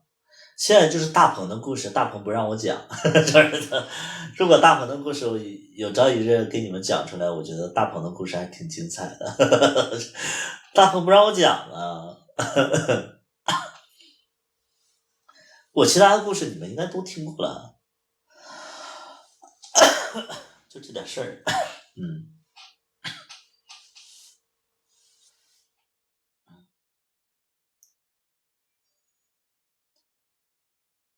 版权，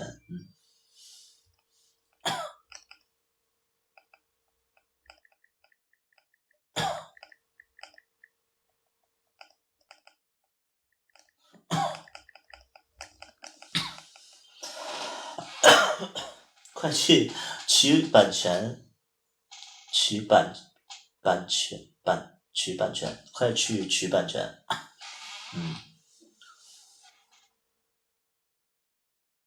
我觉得我的前任们应该都不希望被我讲出来吧，因为其实这个，我觉得所有的感情里边都会有所谓的对错，都会有一些处理不好的时候，每个人其实都有，包括我其实在很多段感情里，其实你们通过我的故事，你们也能感觉到我很多段感情其实我处理的不好，每个人都是这样，有的人可能察觉不到，但其实我每段感情结束，我其实都能察觉得到。明天也行啊，明天吧。你那个除了卢卡斯，还有谁呀、你把那个人名发给我。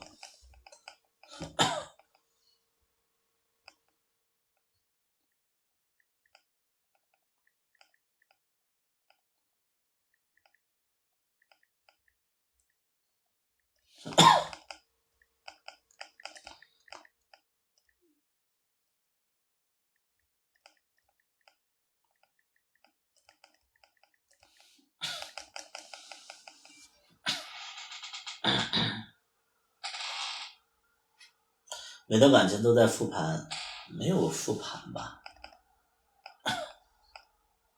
你先确定人名单，你再告诉我吧。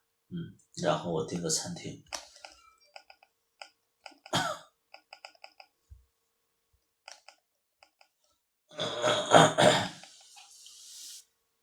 都爱过呀，都爱过。完了，我的皮炎又犯。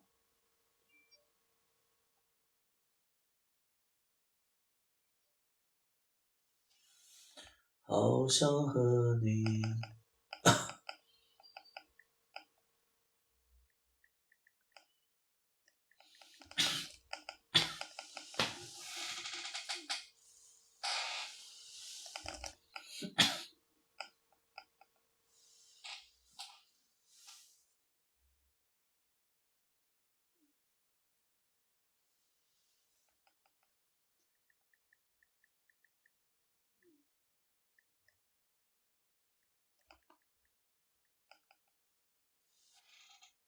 洗一下枕头，跟洗枕头没关系。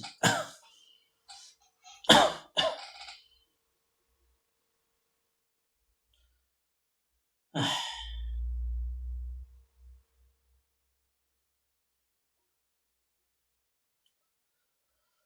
好想和你沉浸在午后。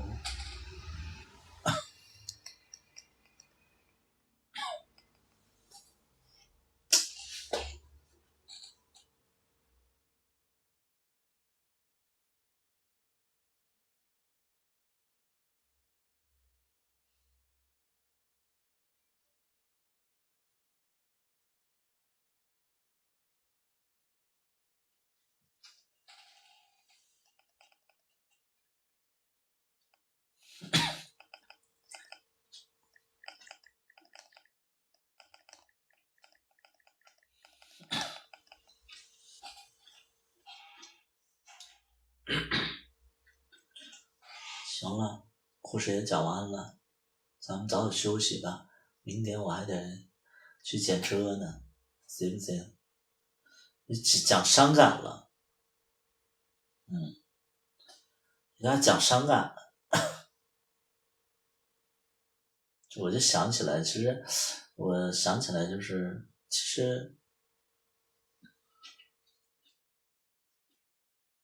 就我对东西，我对很多事情会有执念，但是随着时间的流逝，这个执念没有了，所以我现在会不期待一些东西了。就像我今天在跟别人聊天，他们说，哎，感觉你这一年做了好多事情。我说，因为我也在谈恋爱，但是越来越清楚自己要什么了。一旦接触了一段时间，发现，它跟自己想象的背道而驰的话，其实就可能会有一点点，程序化的就把它结束。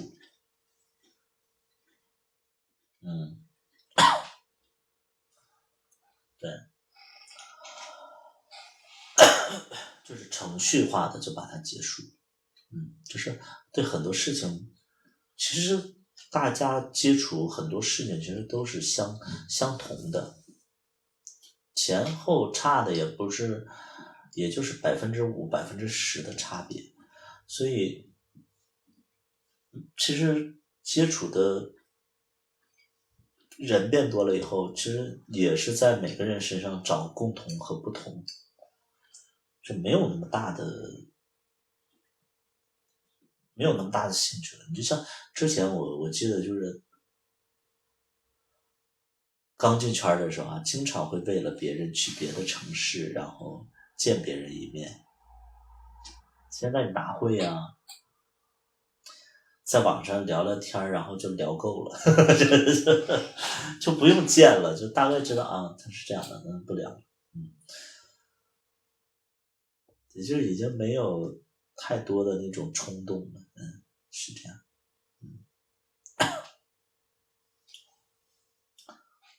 都是别人来见你，别人来见我，我也不见。就很多人说什么啊，那个图图，我想去见你，见谁啊？见鬼吧你！就是你来见我干嘛呀？我又不认识你。就很多人就说那个图图，那个我去深圳那个去见你，我说来喝酒啊，他说我就是单纯见你，想去你家玩。神经病啊！我讲神经病啊！来我家干嘛？这不是咱俩认识吗？你就要来我家？不会，对啊，哪有一生下来就认识的？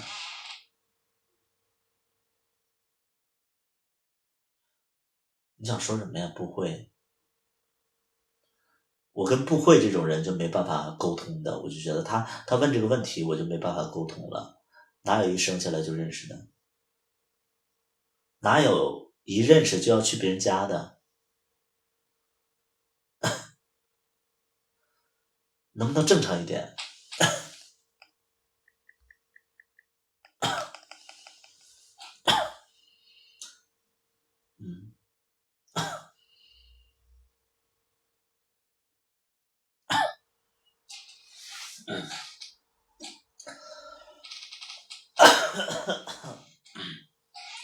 好想和你。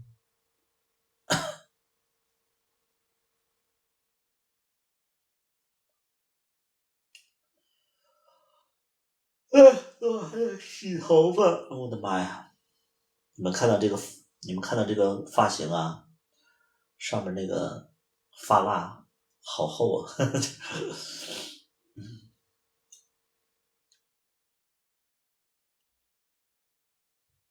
头发有点长，还是要剪短一点。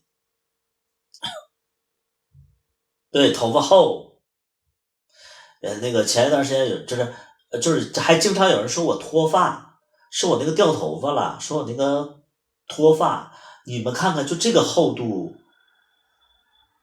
还是我在那块掉头发啊？哎呦我的妈！就这个发量，我的天呐，老吓人了，这都。养过很多掉头发，我不掉。下一步是啥？下一步是我30岁的故事。但是我所有的故事其实也做不到，就是完完全全的80%复原的之类的，我其实都达不到。所以下一步的话，你们会看到一个，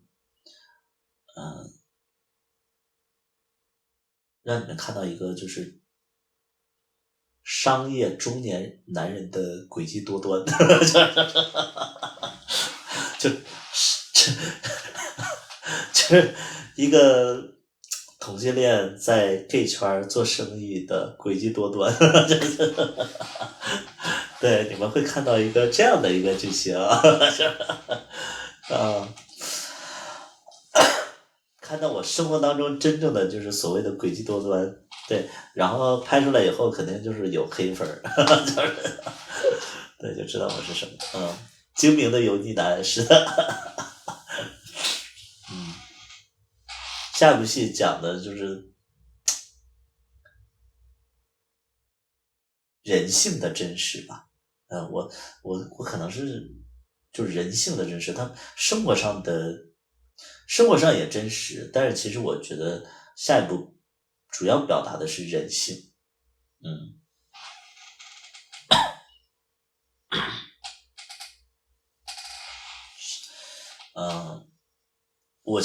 我要是创作剧本的话，就是编剧本的话，我觉得我的能力是比较差的。但如果说你让我根据我生活去改编的话，我还可以的我还是可以的。你还相信简单美好的感情吗？我相信有简单美好的感情，但我不向往，就是我不太就是那个路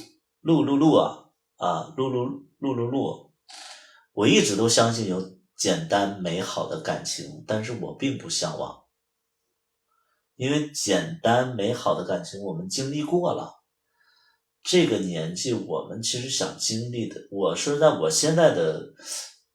现在想找的感情啊，要么呢就是跟我一起，要么就是我事业比较强，然后他能够乖乖的听话，然后跟我在一起生活，然后我通过我的努力把他的人生也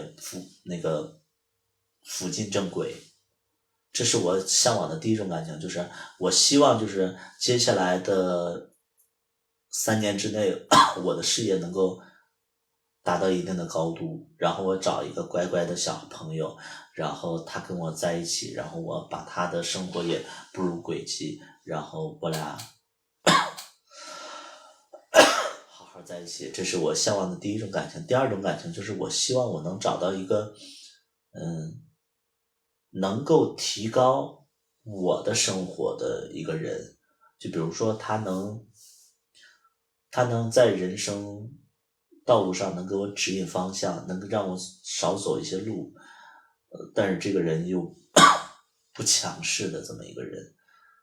第三种我觉得是我希望能找到一个心灵之交，就是我甚至都不用跟他生活在一起，我每天跟他聊天然后是网恋，但是他的精神世界和我的精神世界是共通的，然后我们能互相鼓励分享，我觉得这种感情也行，就这3种。第二种很难。第二种为什么难啊？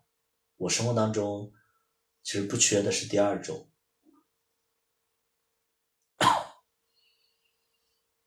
第二种其实对于你们来讲是难的，其实第二种在我的生活当中是经常出现的，我是会有点总是在拒绝的，因为我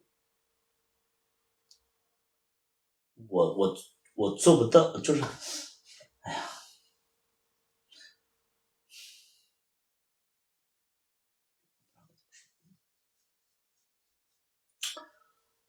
你是不想委屈自己，可能是吧，不是委屈自己，是我会觉得说好像他帮我了我会有点低人一等或者亏欠，因为他帮我了，所以说我得对他好一点，但是其实我没有特别觉得这段感情里我要多付出，反正就是各种复杂的情绪。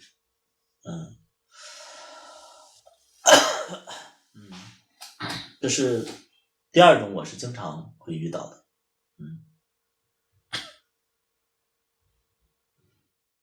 有些人有些强势，他的强势不是施加在你身上的，他的强势是与生俱来的，我就会低人一等，就是我会这么觉得吧，你就这么理解吧，就是我在优秀的人面前，我会有一点点不能做自己吧，不太踏实。我想要的其实是第一种，我真正想要的其实是第一种。第一种就是我会觉得说，所以我现在我不着急谈恋爱嘛，就是我会觉得说我再等一等，我想的就是可能未来2年我的事业能够做得好一点，然后事业能够强一些，然后找一个自己喜欢且听话的人，年纪小一点，然后就为他铺路呗。对，我想找的是第一种。我其实就是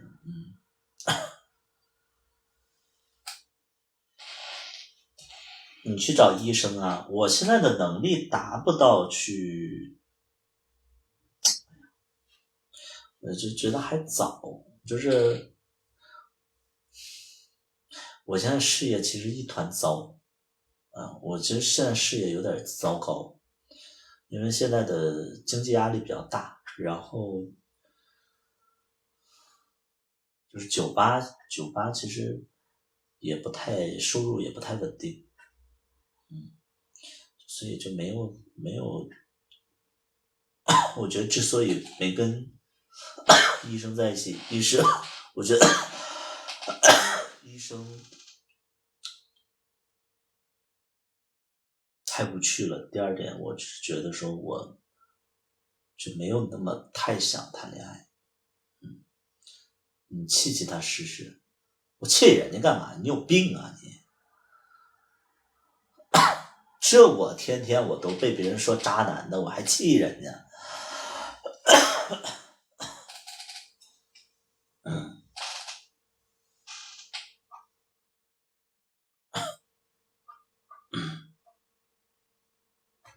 就想自己再等一等再谈恋爱，我始终觉得自己不够好，遇到好的人呢，你知道，就是我有的时候我遇到好的人，我都会跟他不会成功嘛，不会成功我就会总结说还是自己不够优秀嘛，就像我那首歌一样，我觉得如果说我再优秀一点，我就在感情上我也不至于会失败，反正就这么想的。找个做生意的吧，能互相扶持。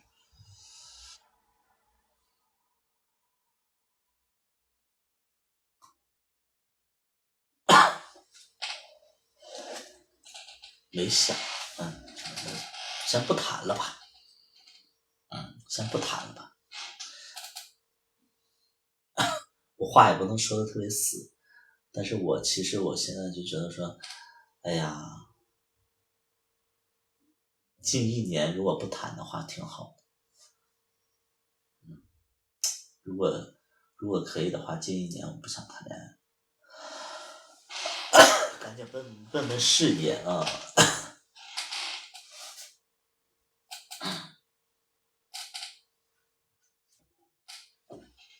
你要相信一起走过的路更好，谁老就等现成的。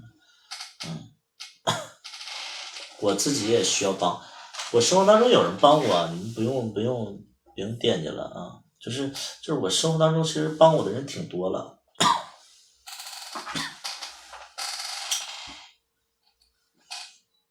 对，就是我生活当中帮我的人挺多，所以你们用后脑勺想一想，我就每年拍剧，然后能认识好多好多优秀的人，就我现在拍剧能接触到好多好多优秀的人，特别是一些能力比较强的人，有钱的，有势的，对吧？我其实能遇到好多好多这样的人。我为什么没跟他们在一起？其实我骨子里其实就是有一点点抗拒吧，就是有一点点抗拒。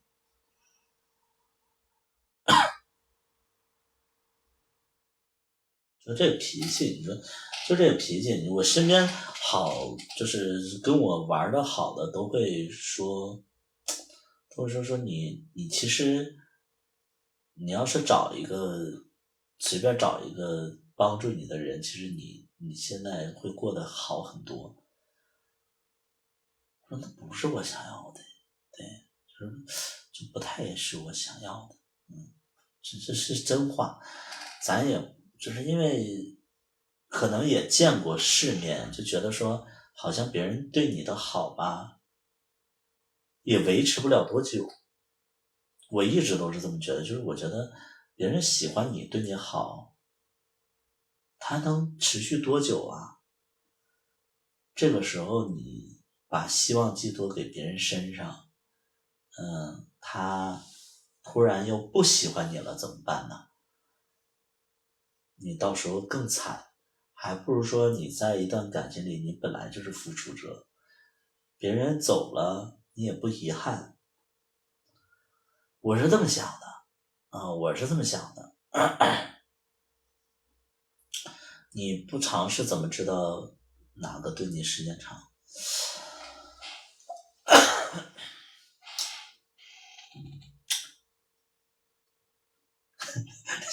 你们问住我了，其实就是骨子里还是喜欢保护别人吧。我骨子里就是喜欢保护别人，你们让别人对我付出，我会觉得没那么舒服。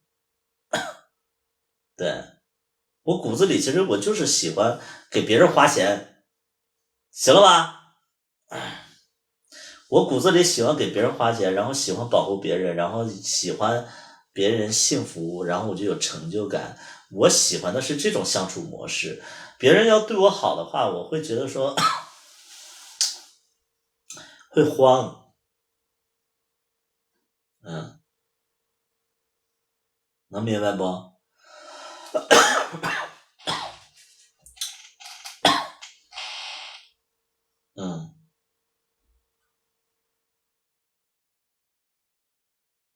对，别人对我好，我不就是不行，就是受不了，就不自在。比如说别人对我做一些亲密的事儿，我不喜欢。我喜欢去调戏别人，我去骚扰别人，我不太喜欢被骚扰。你们懂不？我懂不？哎呀，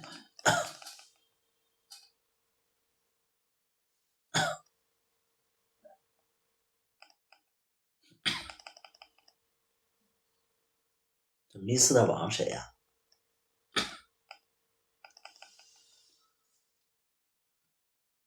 ？Mr. 王谁呀？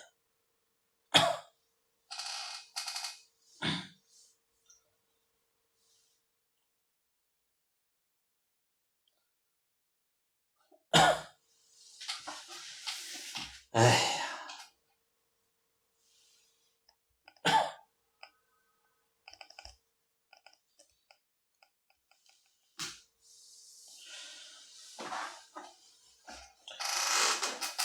不说了，早点休息吧。我明天要早起呢。我要遛狗了。你要出去玩是不是？你要拉屎后，你想出去拉屎吗？那你过来吧，你过来一点，你直个播，你直播，然后那个赚点钱，做好了，哎，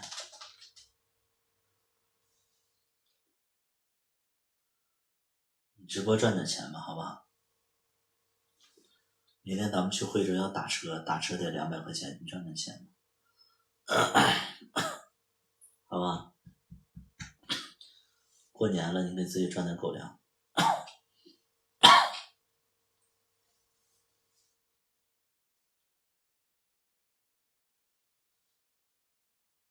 握手，握手，你抬手，握手，抬高一点，我都够不着。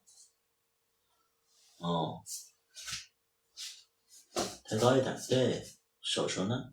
手手我握一下手吧，咱俩最好了，是不是？握手，哎，太棒了，怎么这么乖呀？又可爱又乖的，哎呦，谁家的小朋友啊？这是，臭狗狗。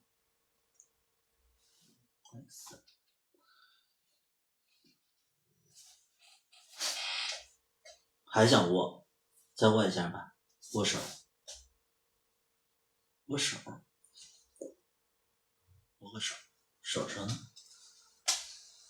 高一点，传递。好了，你看，有人刷礼罗了，来年时光啊，你看，谢谢这个来年时光，做好了，做好我看看，让来年时光看看你做好的样子。对喽 ，I love you，I love you，走吧，我就要遛狗去了，拜拜拜拜，下播了。